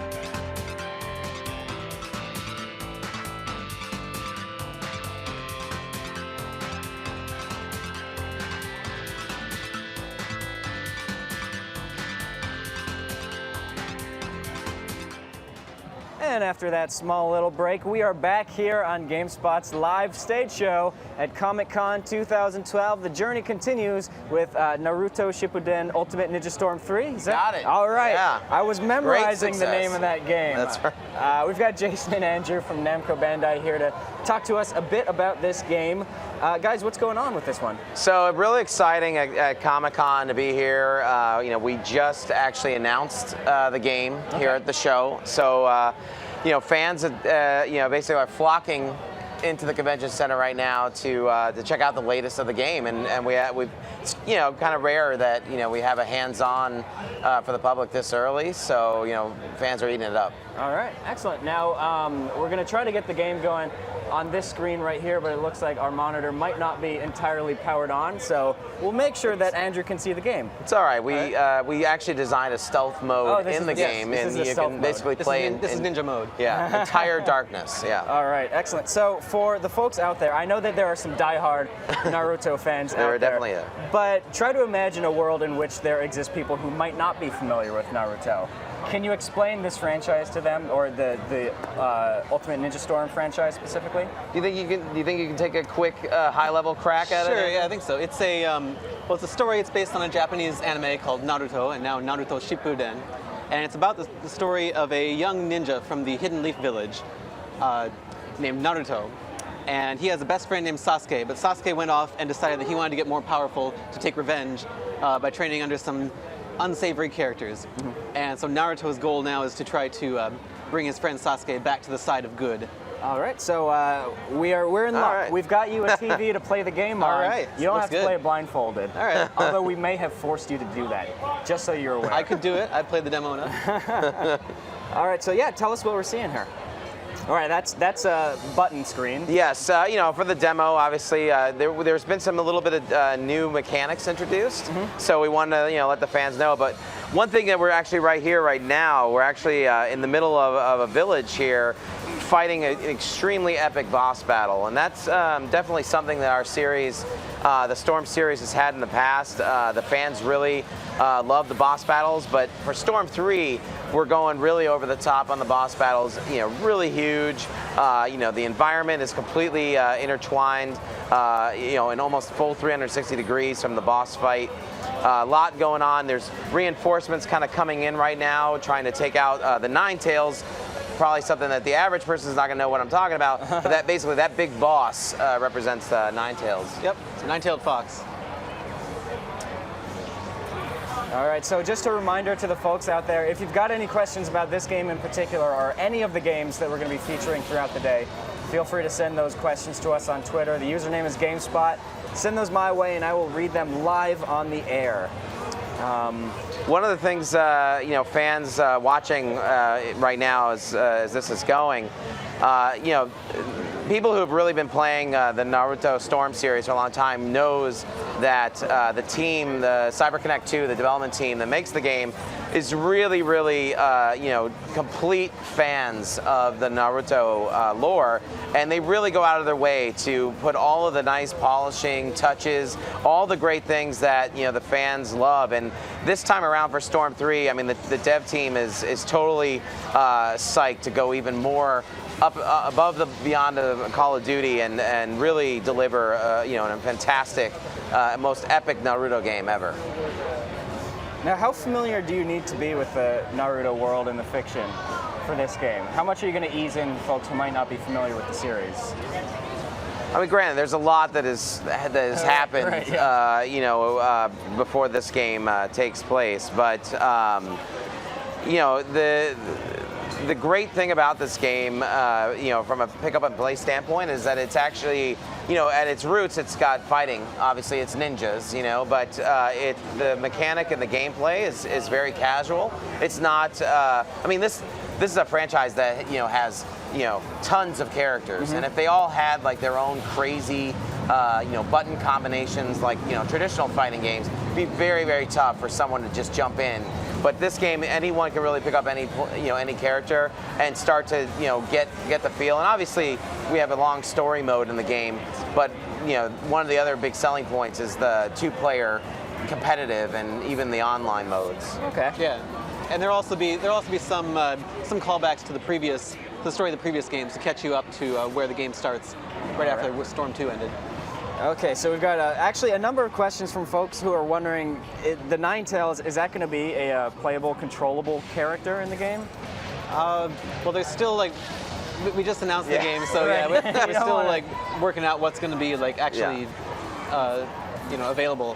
Okay, yeah, we keep some secrets. Yeah, right? we definitely appreciate the question because that's what the beauty of this, the game and the story is all about the characters, and characters is such a key part of the game. But being that we just are just showing it off, we're still trying to tweak all the finer details. Okay, okay, that makes sense. Let's see here. Let's see. Jamstar is wondering, will there be any free roaming like the first Ultimate Ninja Storm? I'm sorry, what was it? Any free roaming like the first, the first game? I believe that they're still working on what the adventure mode is going to be like. It'll be, I think, closer to Storm 2 on those lines. But the town is going to be, there are going to be like areas in the village where you can find optional things to climb on and so on. So. Okay. This is the second part of the demo. Yeah. Where you start the battle with the masked man who's behind all this. Yes, the masked man. I mean, that's already sounds cool, you know, as far as who is that? Right. It's the masked man. It's a masked man. I don't know. You tell me. He's got a mask on.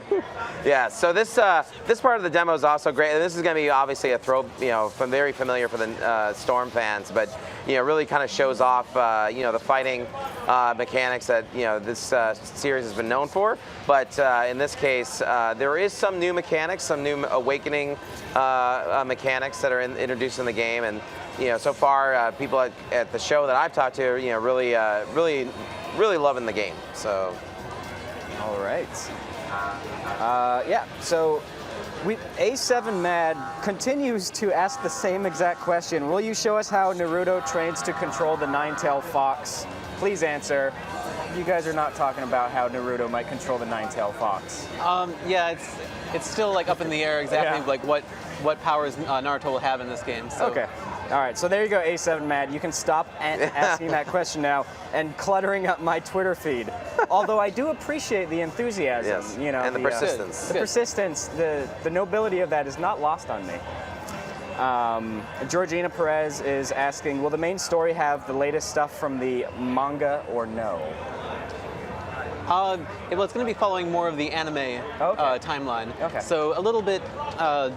Like a little bit behind like exactly where the manga is, but we are starting the story basically where Storm 2 left off. So what was it, the 5 Kage Summit, we're going to go into that, and then the Great Ninja War coming. A lot of the boss battles are going to deal with the that war situation. So. Okay, so you don't need to have the latest issues to appreciate what's going on here? Nope. And but one of the things for sure this time around, I mean, they've always been stepping it up every version to be more faithful to both the anime and the manga. So I think fans will be really impressed with some of the new changes and increased authenticity to what's out there. All right. Can't even see where he is. So I've been so focused looking at my Twitter feed that I completely lost track of what's happening on screen. Can you give us an update on what's happening with our adventures with the masked man? Well, right now I'm actually trying to, maybe I can get the ultimate jutsu off. I can't even see him. It's a little dark. We're out here in the broad daylight, and it's a dark nighttime setting. Yeah. Let's see, where is he? Oh, there he is. We got opposing forces working at us right now. Yes. But. Well, that's what the game is all about. It's about the tension between the light and the dark. Exactly. Yeah. This is a beautiful metaphor. Yes. Although with more risk of sunburn, I think. Yes. All right. You don't get that in video game world. No. No. There we go. Ultimate jutsu. This is pretty awesome. Oh yeah. Look at that. And now. A contract seal? Ninetales is no longer yours. We do obviously. That's not actually his voice. You should mention that's Andrew doing his own dubbing. I'll be doing all the voices in the game, just so you know. Yeah. He's very multi-talented, but I mean the fans know this, but we have the authentic Japanese voice actors as well as the American voice actors for all the characters that appear in the game. So. Again, all about that authenticity. All right, let's see here. All right, let's see if I've got any new Twitter questions coming my way. End of the demo version. Oh. I don't know if you'd like to see it again. We can go back to the. Let's see. I'm trying to see if I've got any more questions coming my way. The Wi-Fi here is a little spotty. Oh, okay. I don't know if you realize this. We're at Comic-Con. There's a lot of competing signals going on. That is very true. Maybe it's the 150,000 people where it can't triangulate. Yeah. And everybody's got a cell phone in their pocket, and you can't tweet to save your life. It's one of those situations. Anyways, guys, so yeah, there we had it. As you said, we got to the end of the demo, so Absolutely. I appreciate you coming by. Thank you. Giving us a little taste of Naruto Shippuden Ultimate Ninja Storm 3. Yeah. I said it right, didn't I? That's right. Oh, yeah, you did a great perfect. job. Yeah, we're tracking to a spring 2013 release on the game, PlayStation 3 and Xbox 360. Okay. And since you just announced the game recently here at the show, any idea when folks can find out a little bit more about it? Yeah, I mean, we definitely, for the next, we call it 6 or 8 months, you know, we're going to be constantly bringing out new information.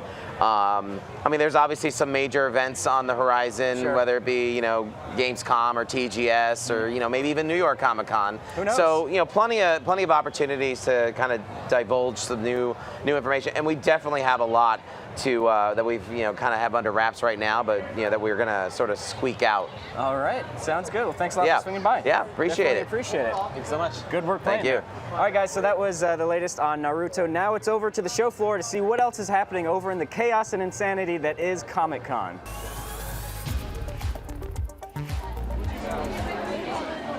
Hey folks, Homer Ibarra back here promoting some of the stuff that's happening around the San Diego Comic-Con that's not on the show floor. We're at Nerd HQ, which is Zach Levi from Chuck, his little operation going on here to support Operation Smile, which is an organization that you know, helps kids get surgery, promote, you know, that procedure that corrects cleft palates and stuff like that. So this whole area is where folks can come, they donate, you can hang out, get some food, get some drinks, take a picture, you know, just basically chill, play some video games and whatnot. A lot of good folks, a lot of good intentions here at Nerd HQ.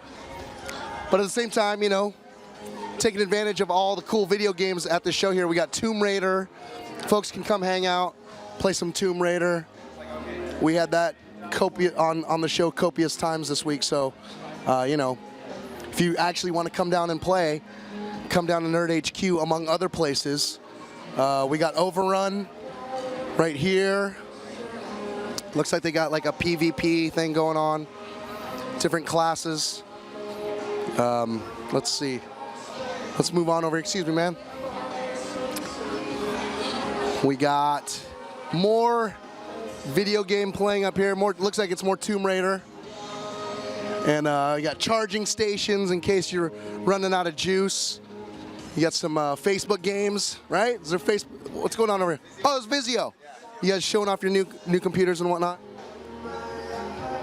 Yeah? Yeah. Say yes. Yes. New computers from Vizio. Awesome. Cool. Ultrabooks and all-in-ones. How did you guys get involved with Nerd HQ? I don't know. We just sponsor. Sweet. Yeah. All right. Awesome. So yeah, come check out the new Vizio line of computers. Thanks for joining us, man. But if we come this way, oh, sorry, Warren Dog, running into you. If you come this way, there's Nerd Machine, Nerd HQ swag.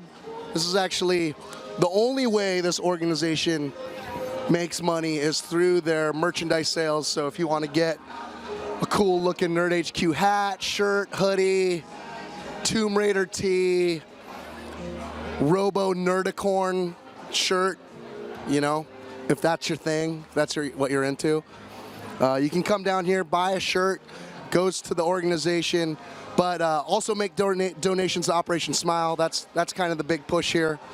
So on to more of the main purpose of what this place is set up for, aside from people being able to play video games. Look at that. Yep. Some more Square Enix business. Looks like they're in on it. Look at that. Kick a dude in the face. It's not all about kicking a dude in the face here at Nerd HQ, though, man. I'm telling you. Bigger and better missions are to be accomplished. Oh, is it this way? It's this way. It is this way. All right. Warren pointing me in the right direction. Look, they're letting everybody in right now. That's the thing. Today, so what this area is all about is there's a series of panels going on. Each seat costs $20, and among notable guests who are coming to speak to folks right now, in a matter of time, in about 5 minutes or so, they're setting up for this panel for NTSF, sorry. And later on today, they got the Grimcast signing, Tomb Raider panel. Joss Whedon's going to be here. So really, if you are a fan of any of these things, you can come here, spend 20 bucks, get a seat, and there's going to be an hour-long panel for all of those things going on. So all the proceeds, again, goes to Operation Smile, which is really important, you know. And but other than that, if you don't want to participate in the panels, you can go hang out, play some games. So that's Nerd HQ, and more from Comic-Con sights and scenes as we continue our coverage.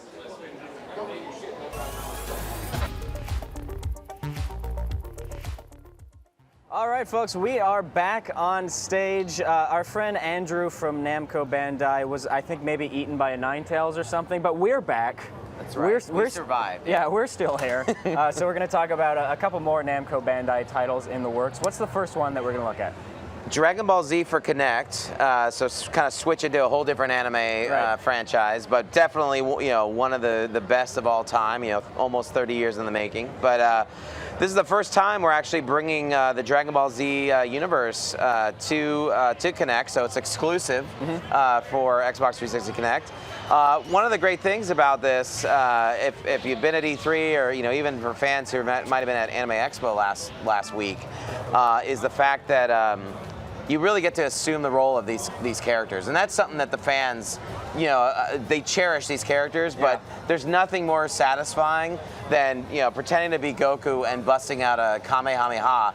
Using the Kinect, not do you just, you know, go like this and it makes it happen. You got to do the whole motion and all the force to make it happen, and it's fantastic. Just make sure not to accidentally throw a real Kamehameha at your TV screen. Yeah, that would probably ruin your game experience, and you know your neighbors might not not like it. Be careful there. We've got over 50 playable characters in the game, including, you know, actually we just announced at Comic-Con a playable character for the first time in any DBZ game. We have Bardock Super Saiyan, and you know, again, some people might be like, "What the heck did I just say?" But like the fans out there be like, "Oh, wow, that's awesome." Oh, they'll know. Yeah, and we also announced that we've got a anime exclusively debuting in the game.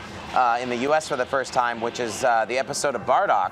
This is something that released in Japan, but has never actually made it stateside, and this is the first time it's actually going to be officially subtitled in English, and it's going to be inside the game as a kind of bonus content for the fans. Oh yeah.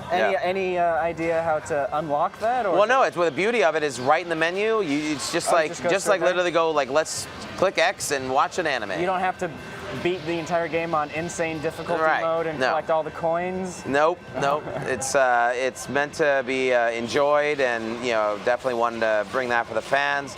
But, you know, again, the beauty of Kinect 2 is that you can now experience this world in first person, which is something very unique compared to a lot of the other Dragon Ball Z games. All the great characters, all the authentic moves, over 100 different moves that you can pull off, you know, from the franchise. So we might have a shot of our player over there on the screen. Brandon. Yeah. As you can tell, he's throwing some real punches around there with what appears to be a half-eaten hamburger behind him on that table.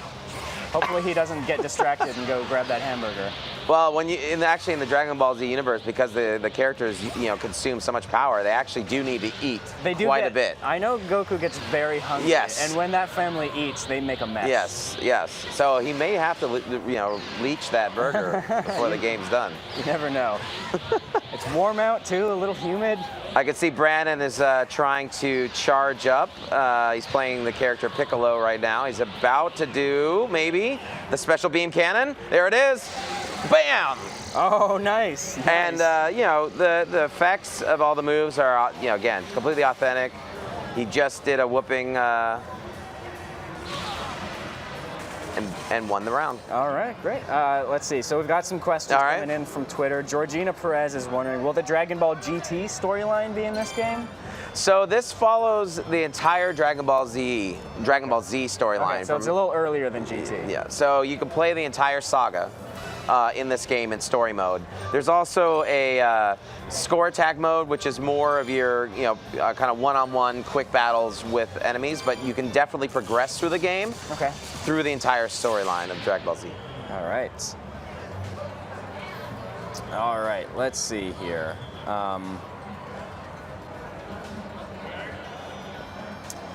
Let's see. Guys, just remember, if you want to send us any questions, the account is @GameSpot. Tweet at me, and I would be glad to answer those. Or, I'm not going to answer those questions. I'm going to ask those questions. Sure. If I do answer them, they will be very erroneously, and nobody wants that. So, can you give me a sense of just how physically demanding this game is in terms of the controls that it requires from you? Well, like I said before, I mean, we've got, all the real authentic moves that each character is known for. And what's great with the beauty of Kinect is that you really have to pull off those stances and those moves. And, I think, to be fair, a lot of the fans out there, when we first kind of announced this game, there's definitely some skepticism out there. There's always, tracking issues, or like this game, my room's got lava lamps in the background, and right. Kinect freaks out. Is this really gonna hold hold water? But what's amazing is at E3 and even at Anime Expo, fans who really play the game, they really got a lot of fun out of it. They really loved it. They're like, I'm gonna buy this game. This might even get me to buy a Kinect. So I mean, they're really impressed with the way the game plays and the tracking. So. All right. Let's see here. Sly Cooper FTW 24/7 continues to ask about the idea of character creation. Are you only playing as story characters, or do you get to make your own? There is no actual create a character. One of the things that I know there's definitely fans out there that would love to have that feature, but at the same time, there's already so many great characters, in the Dragon Ball Z universe, and to again play along the storyline that already has kind of been written. It'd be kind of weird if you just trounced into town as somebody that who are you, Right, exactly. But when it does come to characters, and like I said, over 50 playable are in the game. But we also have, using the Kinect, a QR code feature. Okay. So the development team has actually created unique QR codes that when you hold them up to the Kinect scanner, it scans it and will actually instantly unlock characters and even power-ups in the game. So what we're planning to do is release some of these out through the community, obviously maybe even include some inside the game. So another way for fans to get more of the content and use the power of the Kinect. We have numerous people asking about the idea of doing fusion dances in this game. So there is actually, there are actually fusion characters. We haven't really completely said how you access those, but I can definitely say that there's some fusion characters. Okay. So we've got Dragon Ball Z for Kinect right here, but we also have another Dragon Ball Z game that you guys brought by, right? That is correct. Yep, it's something we also just announced at Comic-Con, and I think we'll probably take a look at that next. And I know he's trying to bust. Oh, there he did. He busted out the Kamehameha before the segment was over, but. Again, this is coming out actually October 9th on Xbox 360 for Kinect. Okay. And then I think we'll now switch gears to Dragon Ball Z Budokai HD Collection. All right, guys, in the room over there, if we can. Do a little tee up. All right, so we're actually going to take a look at the HD Collection in just a moment. But before we do that, we're going to check in with the show floor real quick, and then we'll be back with some HD Dragon Ball goodness. Stay tuned.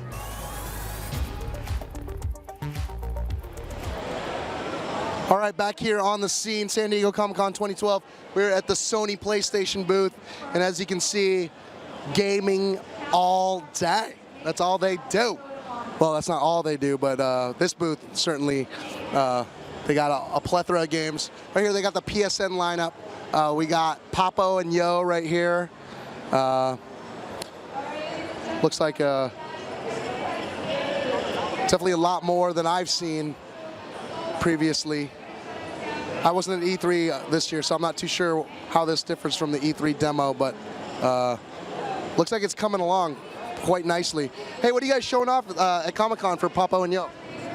Just the demo, the PSN demo. Is this out now? People can download it, play it? I can get you a producer for this. That's okay, yeah, I just wanted to find out what you guys were showing off. So if we move on over here, we got the Expendables 2, also another PSN title.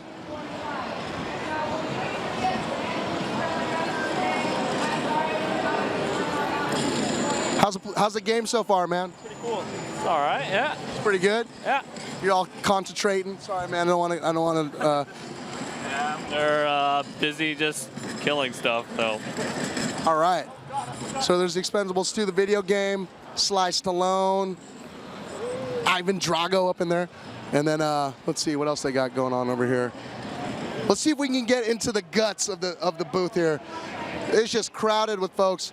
We got some Street Fighter Cross Tekken here. Looks like we got some cross-platform play with the Vita and the console. Let's squeeze in right through here. Excuse me, guys. There you go.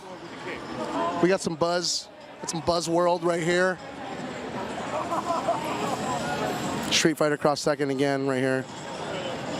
Sakura and Dudley going head-to-head.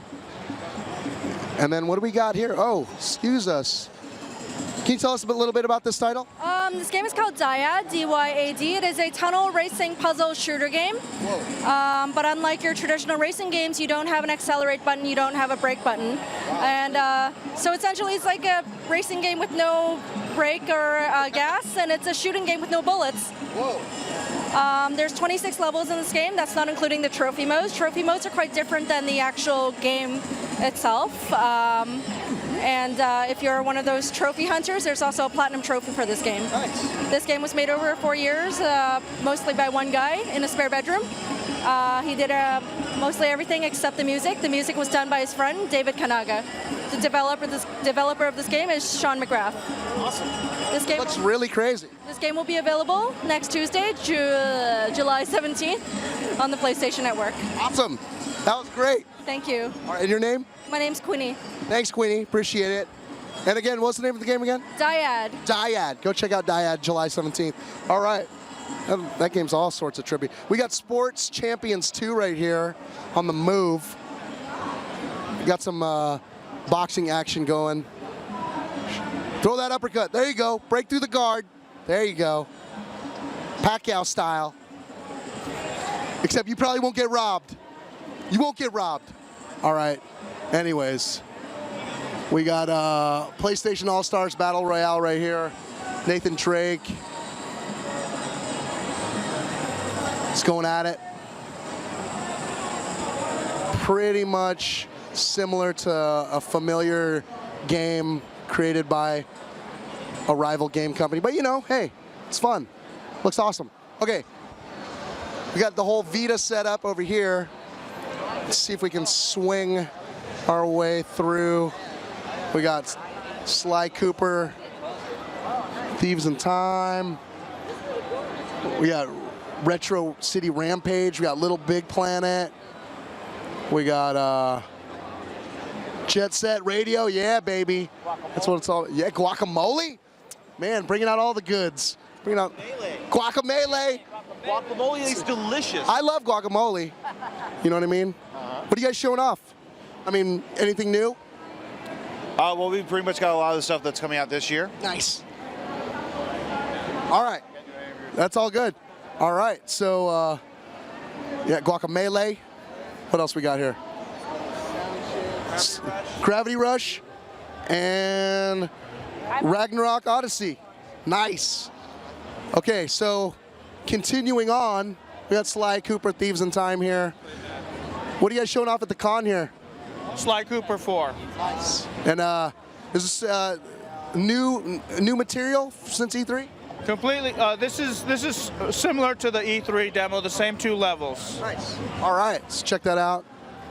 Dude's getting his bow and arrow on. What do you think of it so far? It's pretty cool. I died like 4 times already, but it's pretty awesome. But I broke your focus, man. I broke your focus. It's okay. It's all right, man. Stay on it. 6th time is a charm. All right.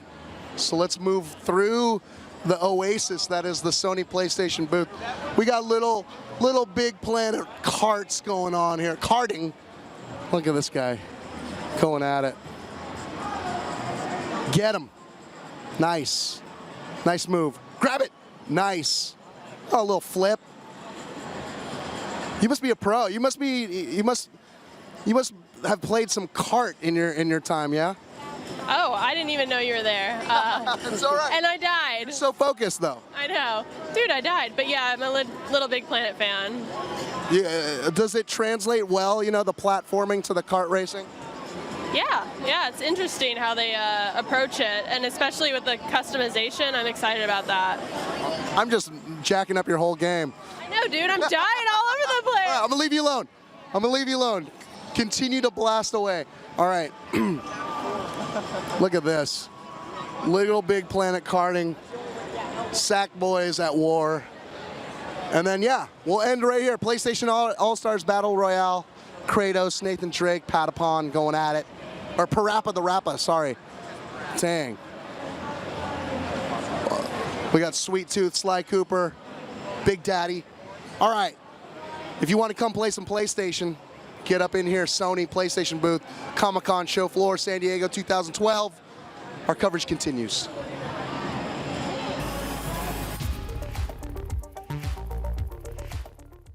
Well, everybody, I want to tell you about a little somebody I know named Nate Paolasso, who was wondering on Twitter not too long ago, is this next game that you're going to show, is that going to be Budokai 3 HD? Because he would really like to see Budokai 3 HD. Well, he's in good luck because here at Comic-Con we just announced brand new Dragon Ball Z game. Not new, but certainly new in the sense that we're sort of telling the world that we are doing Dragon Ball Z Budokai HD Collection, which will include Budokai 3 and also Budokai 1. Okay, so why the odd numbered games, 1 and 3? Well, believe me, the overall Budokai series is one of the best. I mean, the fans love it. Even from critical acclaim, it's one of the most popular. But when looking at really down and dirty, what the fans really loved and cherished, sure, you find fans that love all three of them. But really, 1 and 3 really stuck out. So you know, we sort of chose those as the ones to kind of put into this HD collection. Okay, so Austin Trujillo is wondering, any additional content in the HD collection?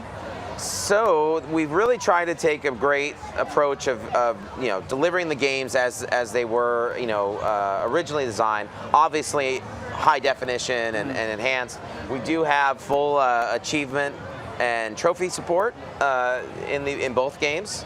But you know, they play just as wonderful as they did before. There's no porting issues or, you know, any stuff like that. They're really masterpieces, you know, like they were. Okay, so the controls are basically identical to what they were when they originally came out? Yeah, and you know, obviously fans know that, you know, these originally graced you know, PlayStation 2, and this is one of the first, actually the first time that they'll be available for PlayStation 3, as well as, you know, for Xbox fans. These games have never been on sort of the Xbox platforms until now. Okay. Keelan wants to say, tell that guy he has nice pants. I don't know which of you two Keelan is talking about. I'll just say you guys both have nice pants. Thanks. So, I'm sure it's probably Brandon's. It's probably Brandon's pants. Yeah. All right, so, you know, for the folks out there who might not be as familiar with the Budokai series, what makes this series stand out from other fighting franchises in the world? You know, what's unique to the Budokai series? You want to take that one? Well, I mean, it's Dragon Ball Z, so this is one of the games where you're going to get all of, you know, the fast punching, high flying, teleporting, beam shooting action that you expect from a Dragon Ball Z game. And there's not a whole lot of fighters out there that have, you know, super over the top, floating in midair. Yeah, that kind of thing. Yeah. Also, I would say, you know, from compared to other Dragon Ball Z games, I mean, there's obviously a lot of things in common, but what really, I think, set this series apart was just how fun these games were to play, and just really great combat mechanics, really a great fighter. You know, we've got people lining up over at Comic-Con, literally doing like winner brackets and loser brackets, you know, on like ad hoc during the show, just because they're so into playing this game and having so much fun with it. All right.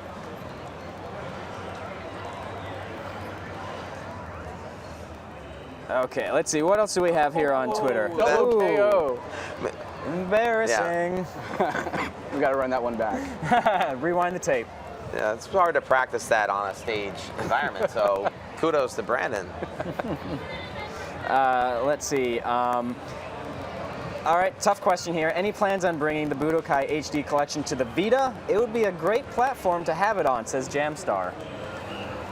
Well, this is the first time that we've actually kind of gone back into the vault and brought a previous DBZ game out. So this is obviously the HD collections is kind of a common thing these days, but we're really hoping that this is something that the fans respond to, and if so, I mean that could pave the way for other things down the road, or other DBZ games coming back. So we'll have to see how it goes, but. All right, cool. Austin Trujillo once again has a question for you. He's wondering about the price. Is this anything you guys are talking about yet? Again, we just announced the game. We don't even really have an exact release date right now. We're just kind of like coming this winter.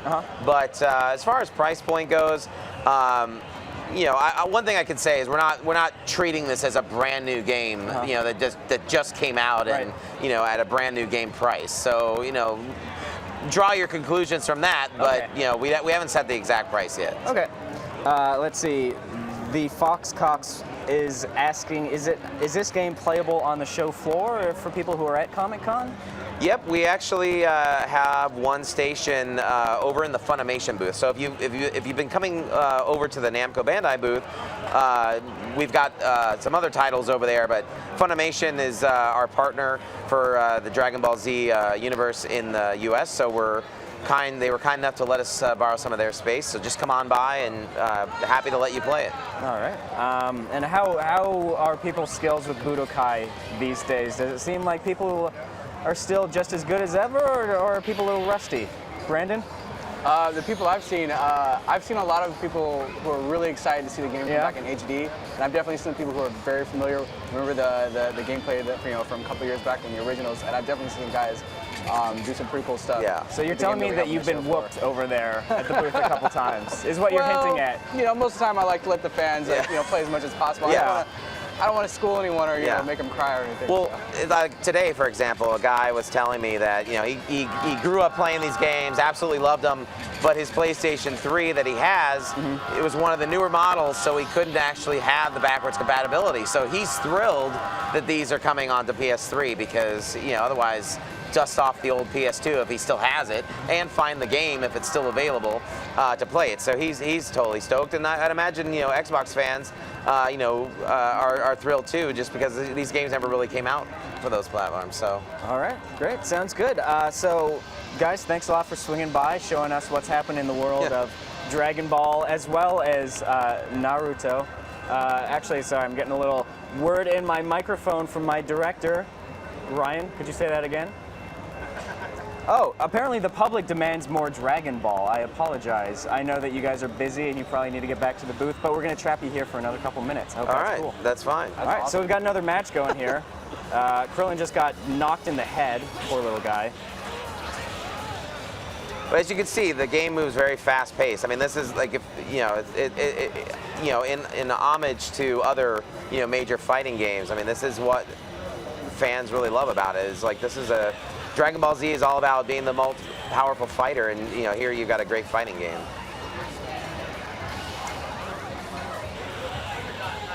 So, who's your character of choice, Brandon? Who's your go-to? Oh well, man. I mean, I'm a big Piccolo fan. Yeah? Yeah. I saw you playing as Piccolo on Kinect over there. Yeah. I picked him first because he's kind of a favorite of mine. I just like the big, beefy green alien dude. Big stoic alien guy. Yeah. And he's got that Namek style. I love that. I love the Namek clothing style with the mantle and everything. The cape. Wears a cape too. How could you not like anybody who wears a cape? Exactly. I mean, we're at Comic-Con, right? You got to pick the guy who's wearing a cape. Right. I mean, we had Masked Man in the last segment. Now, the guy with the cape in this segment. I mean, there's common themes. Have you seen any Dragon Ball Z cosplayers over there at the booth? Oh yeah. Yeah? Oh yeah. I've seen Vegeta, Goku. I've seen regular Goku, then the Super Saiyan Goku, and then who else do we have? I've seen some even more not as known characters like Videl. Oh yeah. Or Chi-Chi.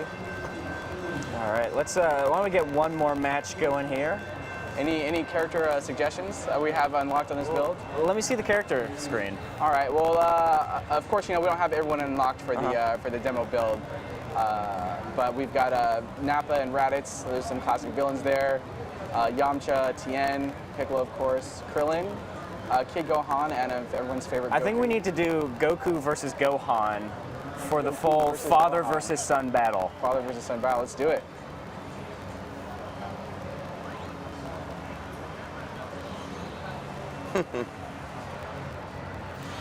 It's sort of like a weird Oedipus kind of battle going on here, father versus son. Well, we'll do it in the hyperbolic time chamber. Okay.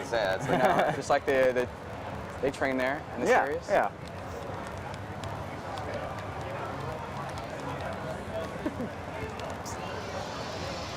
Keelan is wondering, who's the best cosplay person you saw? Let's, not just Dragon Ball Z, but in your own personal experience out there on the show floor, what's the craziest cosplay you've seen so far? There's some good ones. There's so many. Well, yesterday, and I only got a glimpse of it, I saw a Jabba the Hutt, which is challenging to do because, his body's much bigger than a human body. So, but I didn't get to see the full tail and everything, but I was like, wow, that's impressive. That guy's got to be like, whoever's inside there has got to be baking, Finally, a real Jabba the Hutt to go with the 10,000 slave Leias walking around. It's what Comic-Con needed. To balance the force. A little gender balance, Brandon, can you think of any? I actually saw a group of people dressed as the cast of Archer. Oh yeah? And that was pretty great. Nice. There was Lana Kane, Mallory Archer, Sterling Archer, and Cam.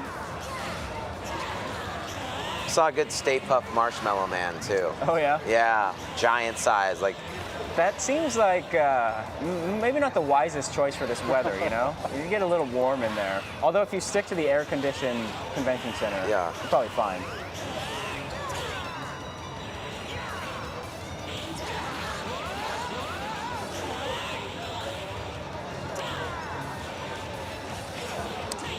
All right, well, guys. Let's see. Yeah. We're getting, looks like Sun is doing, now it's like, now it's gotten a little, Sun. I think we're going to leave it at that point with Gohan triumphing over his own father. Guys, thanks a lot for coming by and giving us the full treatment of the Dragon Ball Z and the Naruto stuff. It's been a lot of fun. Yeah, thanks a lot. Cool. Thanks for having us. Yeah, my pleasure. All right, guys, so that was what's coming up in the fighting and action world from Namco Bandai. Now we're going to jump over to the convention center and see what's happening over there at the Toyami booth.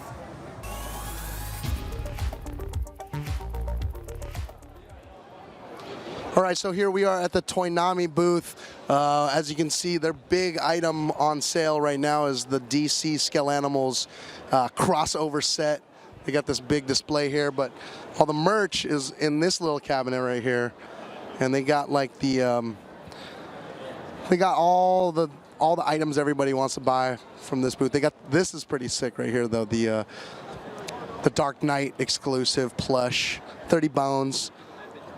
Little Christian Bale, Skelanimal crossover. So they got the plushies, small ones, big ones. They got the vinyl figures here. So yeah, this is the big hot ticket item here at their booth. But the Hello Kitty is also a huge item that people are looking for here. Look, they got the Hello Kitty Chun-Li crossover right there. Looking pretty sick. Some more Skelanimals going here. I think we're gonna head this way, right, Warren? All right, let's go this way. All these folks in line getting their Skelanimal exclusives. But we're gonna go check out Hello Kitty because folks are into them kitties. Folks love them kitties. Here's another setup here. It's a Street Fighter Sanrio crossover. There you go. Hey, yeah. What's going on? Did you work on this? Oh no, I'm just working the booth. Oh, awesome. Yeah. That's just as awesome. Yeah, man. All right, cool. Thanks. That's the one. I got dibs on that one. The giant Chun-Li over there. That one's mine. Yeah. Oh, it's already purchased, just on display now. All right, look at that. Look at the giant Chun-Li. Hello Kitty. Then we got some mini Chun-Lis. And what else do we got? We got Ryu chilling. Look at that. He said this one's not for sale. It's a bummer. Big old dude. We got the 3-inch figurines there. And what is this? We got a bunch of Hello Kitty like play food items.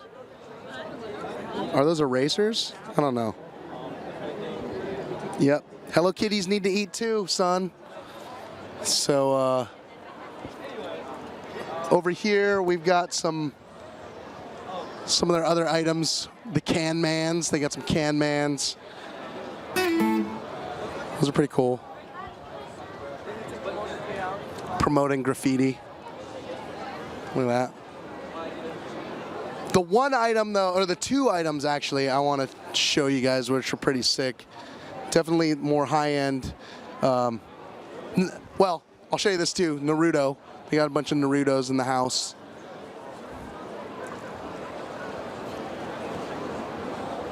Those seem to be like 1/6 scale. These little duders. Narutos. You guys like your Narutos. All right, let's go over here though, because this is the business. We got to go all the way back to the other side of the booth where we came from, cut through the line a little bit. But around this side, it's Futurama. Point that out real quick. Futurama's pretty sick. Shout out to our boy Ricardo Bender, big Bender fan. Look at that. Look at that dude.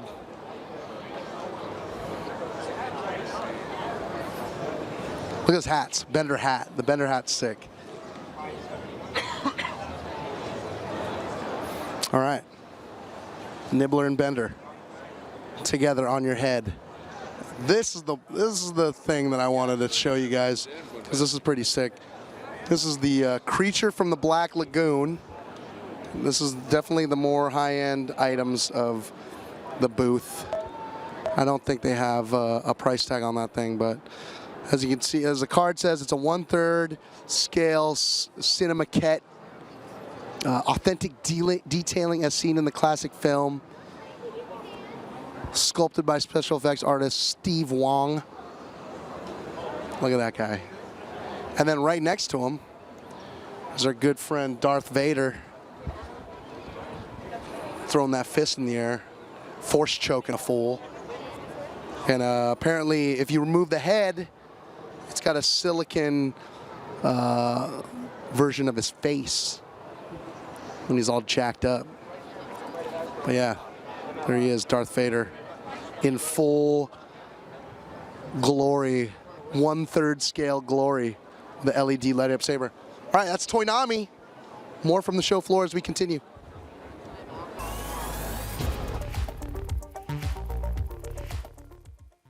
All right, folks, we are back here at GameSpot's live stage show from Comic-Con 2012, and right now we're going to talk all about Defiance, both the show and the game, because this is sort of unique, a very unique property. It's both, and they're sort of intermingled in a very special way. We've got Grant Bowler here and Rob Hill to tell us all about it. Guys, so what's the deal with Defiance? Because it's tough to separate the game from the show, right?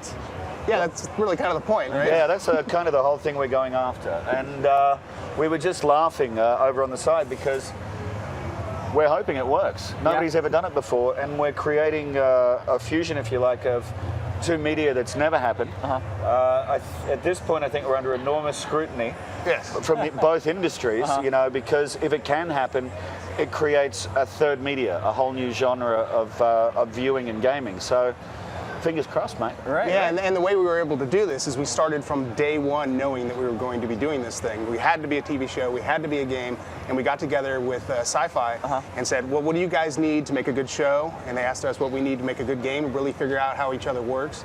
And that's how we're really going to pull this off. So let's circle back to the the overall world that these two properties share. What's the story of Defiance? What's happening in this universe? Who are the characters? What's the threat? Can you tell us about that? Sure. Look, the backstory of Defiance is there are 7 alien races. They've come to Earth to emigrate. It's not an invasion story. It's an emigration story. Because their system was destroyed. Okay. Yeah, so there's no home for them to call to. There's nowhere to go back to. And as often happens in human and non-human affairs, there's a little bit of misunderstanding and the war breaks out. And our story, both in a game sense and in a show sense, picks up long after the world has changed. Now, it's not an alien world now and it's not a human world now. It's been terraformed, partially. So it's partially an alien world, partially a human world, which gives us the opportunity for landscapes and environments that can be new to players that they haven't actually come across before. And in a show sense, what it does is it sets up a kind of post-apocalyptic, slightly futuristic, if you like, Western frontier drama, where humanity and the 7 Votan races are emerging from the rubble and they're trying to rebuild. Now, who's your character? Who do you play on the show? I play a character called Nolan, who is one of the heroes of a battle called Defiance, which essentially stopped the war between the races.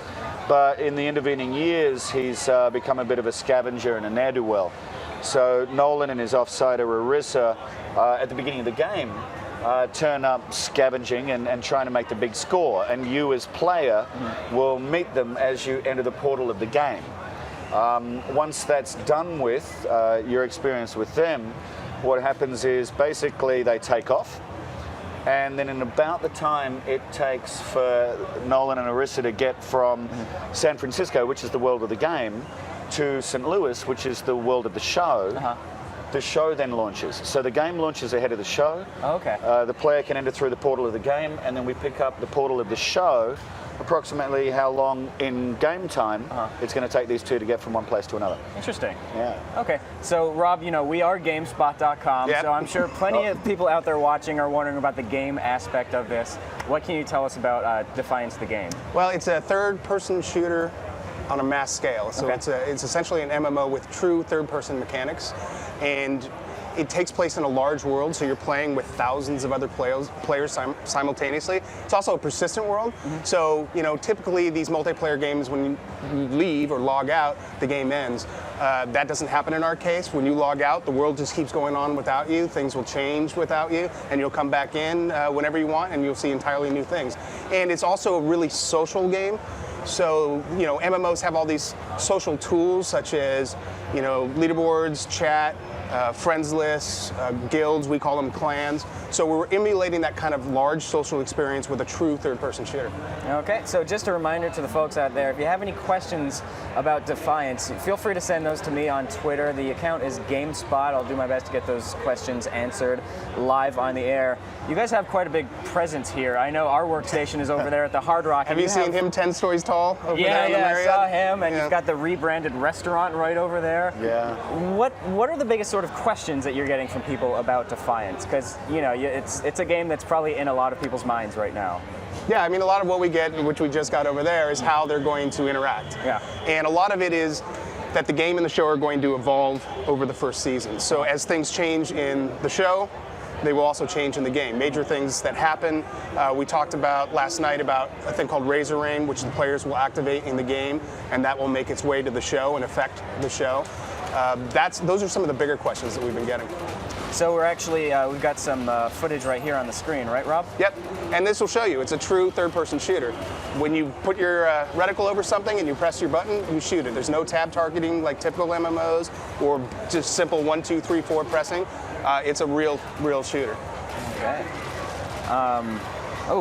Yeah, and you can see some cyborg miners here. They basically started out as just basic miners, and they found out by adding, new mechanical things to themselves that they would be able to mine better, and but it got kind of out of control, and they went sort of insane with it, and that's what they're fighting right now. Now the interesting thing is these exact characters, the elements of design, the weaponry, the clothing, and everything else is congruent between the game and the show. Oh, okay. And that was really important to us. You know, we wanted the technology to be the same, the aliens to look the same, all the flora and fauna to look the same, sound the same. I mean, that's another kind of low-level tie-in that you get with Defiance. Grant, I hope that you didn't have to explode into bloody bits like that guy on the show. I'm doing my best to avoid it, Sean, with everything I've got.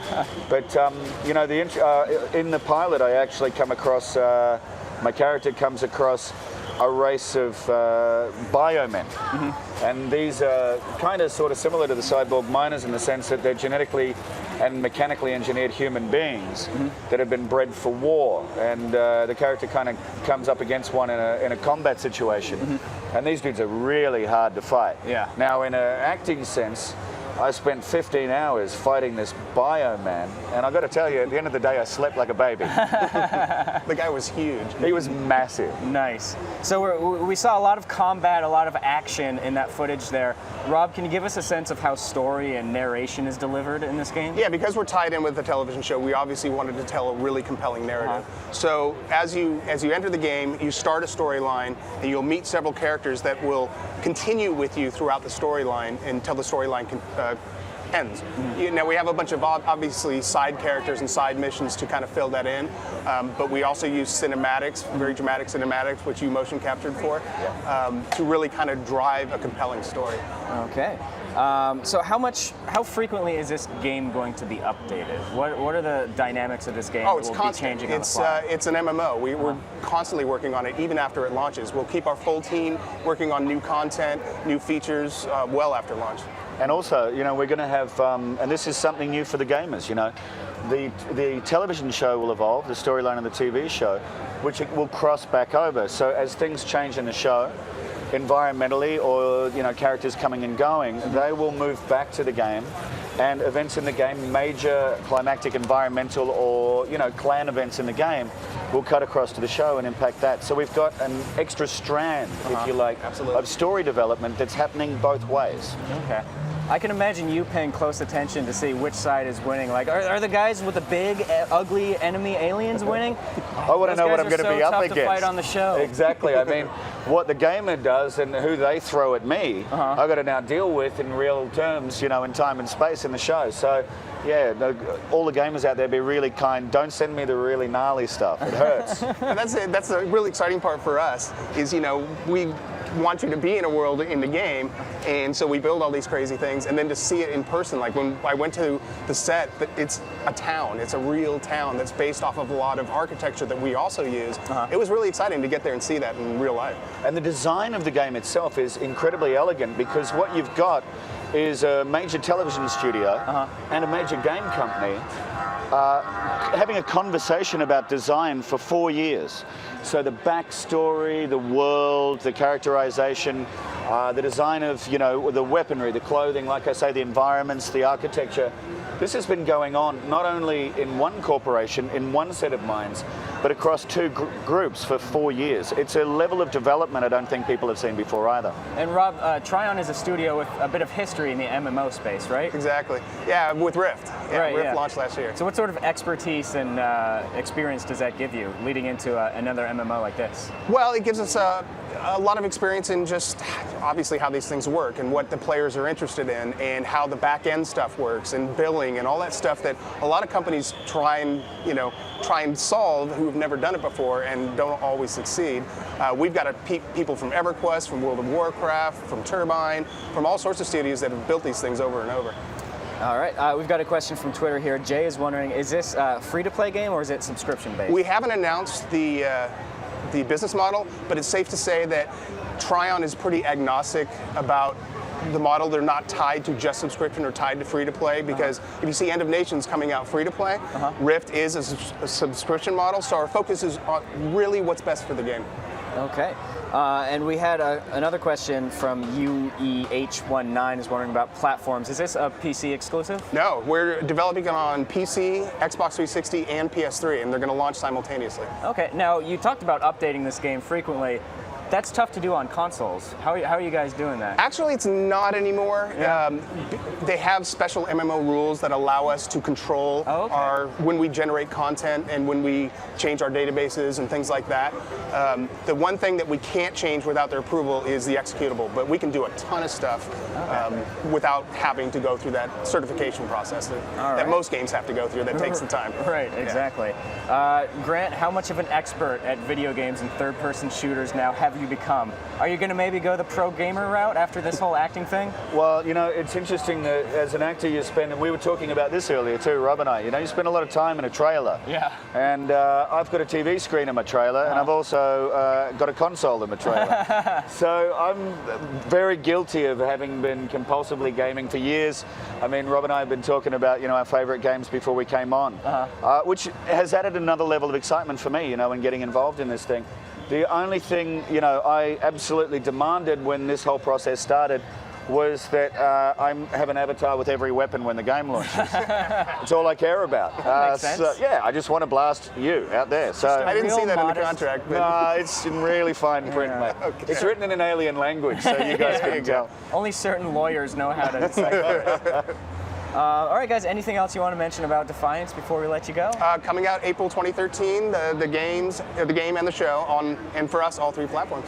All right, great. Well, thanks a lot for swinging by. Thank you for having us. Definitely appreciate it. Actually, just one quick second while we get the next tape segment prepped. Sure. I'm going to keep you trapped on the stage here for another minute. Let's see. So we've got some questions here on Twitter, just wondering about the style of third-person shooter, like any games that you would compare this to in terms of just like pacing, general sense of action. Yeah, and, Gears. Just how, Gears of War without the sticky cover. We're not doing sticky cover, so it's kind of a mixture between Halo and Gears of War. So why no sticky cover? Was that an intentional thing? You want to keep it flowing and moving? Yeah, and it's kind of difficult in an open world environment to make it really compelling. Right. Tag everything as stickable, and making this massive world, we decided nah. And then when we played it more, we kind of realized that we didn't need it. Yeah. All right, cool. So I think we're ready to head over to the next segment, unless you guys had any other major epiphanies you wanted to mention here at the end of our discussion. No, I think we've done it. You know, it's like we say, you know, a shooter on 3 platforms released at once. First time a TV show and a game have come out together and fused. So I think we've done enough. Yeah, first third-person shooter MMO. I mean, there's a lot of new. Yeah, it's exciting stuff. I'm going to be interested to see how this whole thing turns out. So will we. Exactly. I was going to say the same thing. All right, cool. Thanks a lot, guys. You definitely appreciate it. You got Thank you. All right, so yeah, that was Defiance. Now we're going to head over to the Sony online booth over there at the show floor.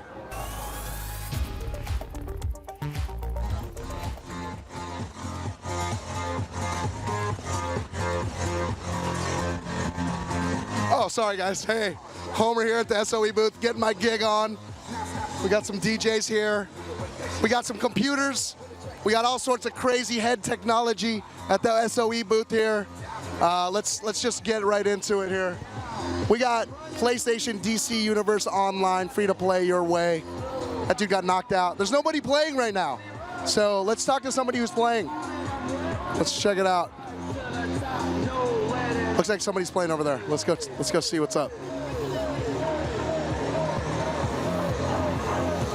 So DC Universe Online, the free-to-play game. Let's talk to some folks who are actually playing. Are you a big DC Universe Online fan? Actually, I just saw this one open, so I just picked up the controller. Just picked it up. Are you a big DC fan, though? Not really, a bit. Not really? What kind of comics do you like? Oh, yeah? That's cool, man. So, yeah. Game's pretty cool, right? How do I get to the ground? Oh. There you go. Look at you. But I think you can only fly. Fair enough, flying's cool. I didn't need to fly on the ground. Yep. All right, man. I'll let you figure that out. Let's go over here. I'm not too sure how many characters you can play in this game, but you know, looks like some folks are enjoying themselves, getting their game on. Let's see if we can go around here. A lot of kids waiting in line to play. Yeah, there you go. How's it going? Having a good time? All right. What I do want to check out, though, is this this technology they got on their heads. What is this all about? I don't know what this is all about. How's it going? It's going great. Yeah. What is this all about? This is a 3D Sony trailer of Resident Evil, right? She can tell you. You can tell me about what's this crazy contraption is? This crazy contraption is a 3D personal player from Sony. We're showing the new Resident Evil movie trailer coming out. So, yeah. So is it like fully surround sound, all engulfing experience? It's mind-blowing. Just take a good look. I know. Look, his mind is blown. Look at that. How is it, man? I liked it a lot. How much are they? No, they're awesome. Did you buy into the whole 3D thing at first? Not really, but. Did this convince you? Yeah, these are actually very, very nice. Yeah. I might have to come back and check it out. We obviously can't get that on film. What's your name? Chrissy. Thanks, Chrissy. I appreciate it. So 3D surround viewing experience technology, Sony bringing it to you. Look, he's going in for another experience. Look at him. His mind is so blown. He's getting another. He's getting one more. All right. So SOE, DC Universe Online, crazy 3D head contraptions. I think that's about it. I think that's about it at this booth. All right, man.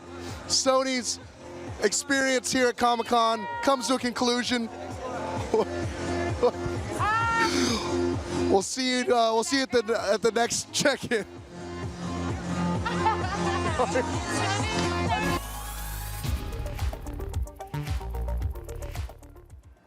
Well, ladies and gentlemen, we are back with the finale for our live stage show here at Comic-Con 2012. And I have a pair of world-renowned game developers on stage. Just kidding. John Davidson and Justin Calvert. Guys, Comic-Con is, well, I guess it's not quite coming to a close. Yeah. Our live show is coming to a close. But you guys, we still have another day here, right? Yeah, I'm not flying out till late tomorrow night. Yeah. Plenty of time. So, anything that you still need to see, anything that you still want to check out? Well, I'm going to the Lara Croft panel tonight, which I'm really looking forward to. She was sitting in that very same chair. She was. It's still a little warm. I'm sitting in her butt groove right now. I was lecturing from over there while she was on. Nice. What time is the Is the Lara panel? 6. Oh, okay. All right. 6 o'clock tonight. So, what struck you about the show this year? What's the general theme of this year's Comic-Con? It's big. It's my first one, so I can't compare it to previous years. Right, because this is the first time you've done this. Yeah, it struck me there are very few comics at Comic-Con. It's kind of a misnomer. It's more of like a pop culture convention. There's a lot if you walk down. There's a lot shoved this down end. one end. Yeah. But the one end is sort of pop culture crazyville, and then you get past that, and you're back into the sort of artist alley thing. So the Comic Vine guys have been spending a lot of time down there. Yeah. Actually, the Comic Vine guys just put up. They tracked down Don Cheadle. Oh yeah.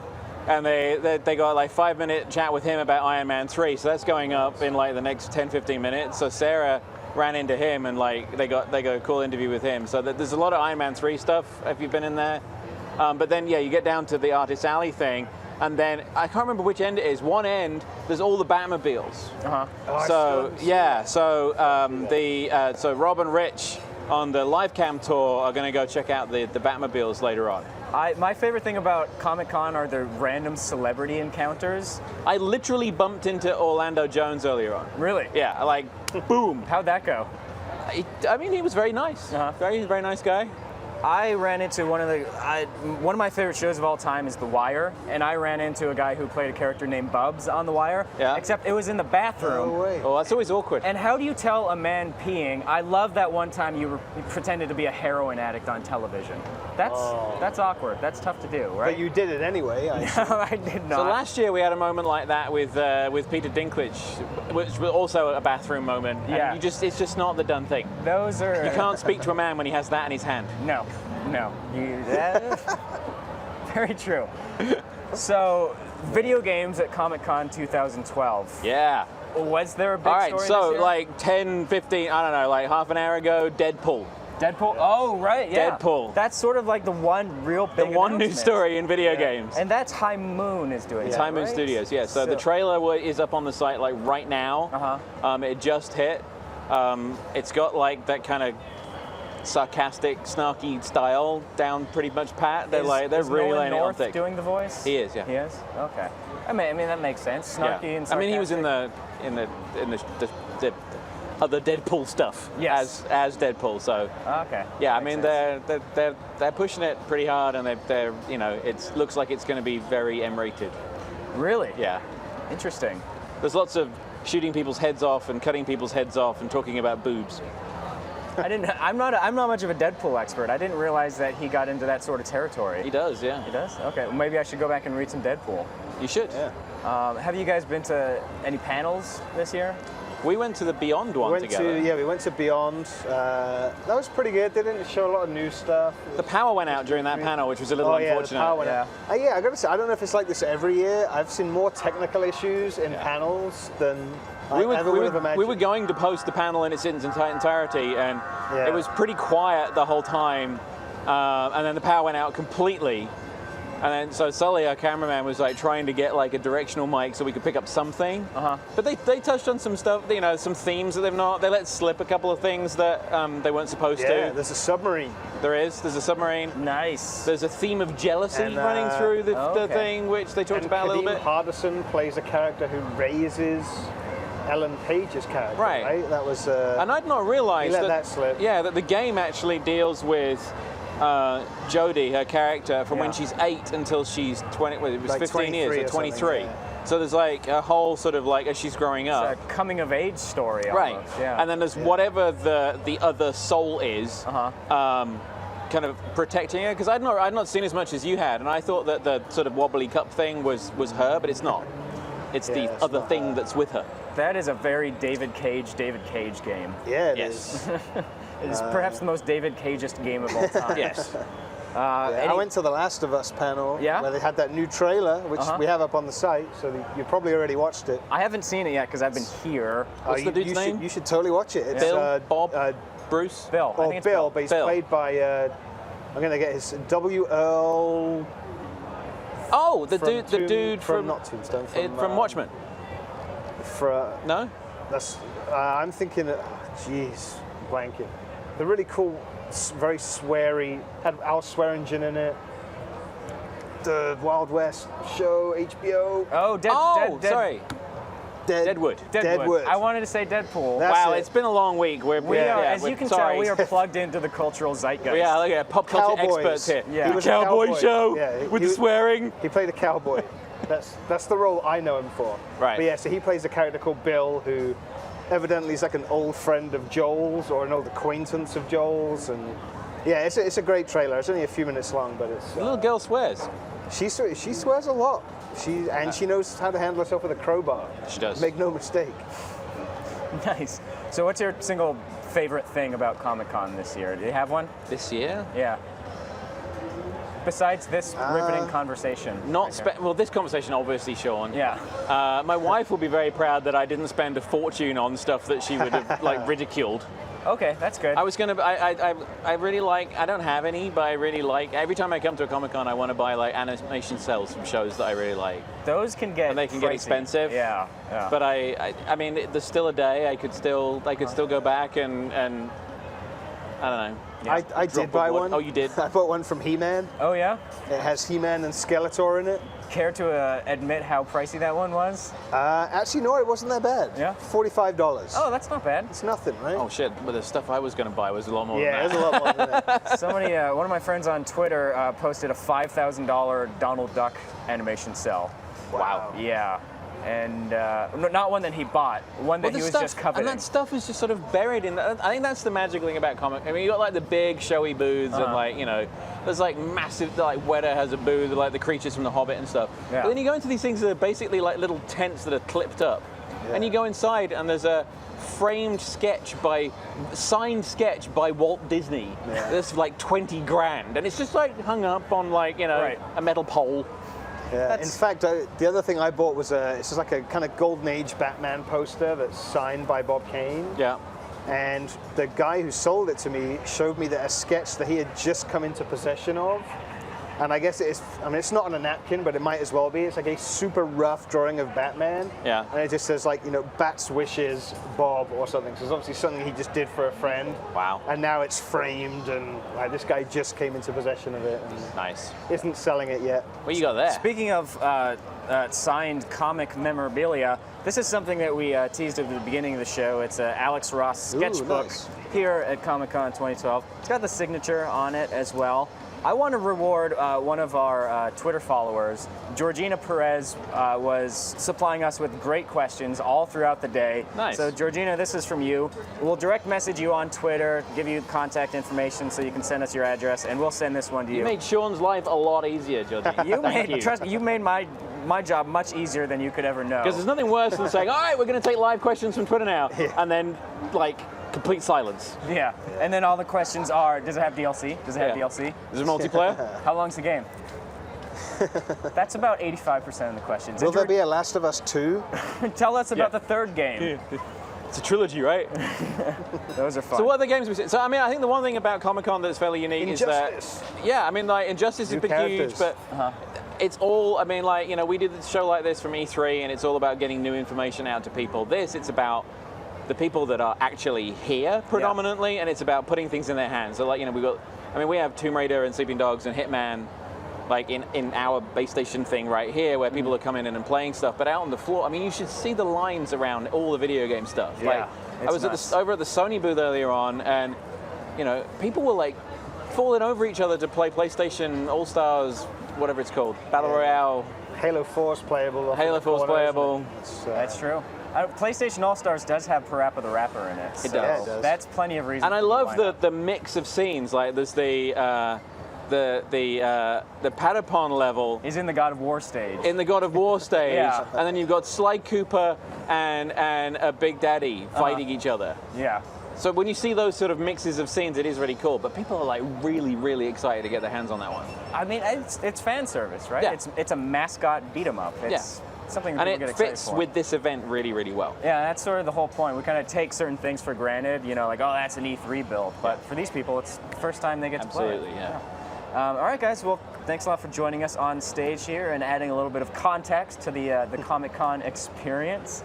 So yeah, this is pretty much going to do it for our live stage show here at Comic-Con 2012. But we've got one more treat in store for you. We'll be back at 6 o'clock with our Sleeping Dogs All Access. Be sure to come around for that. And other than that, thanks a lot for watching.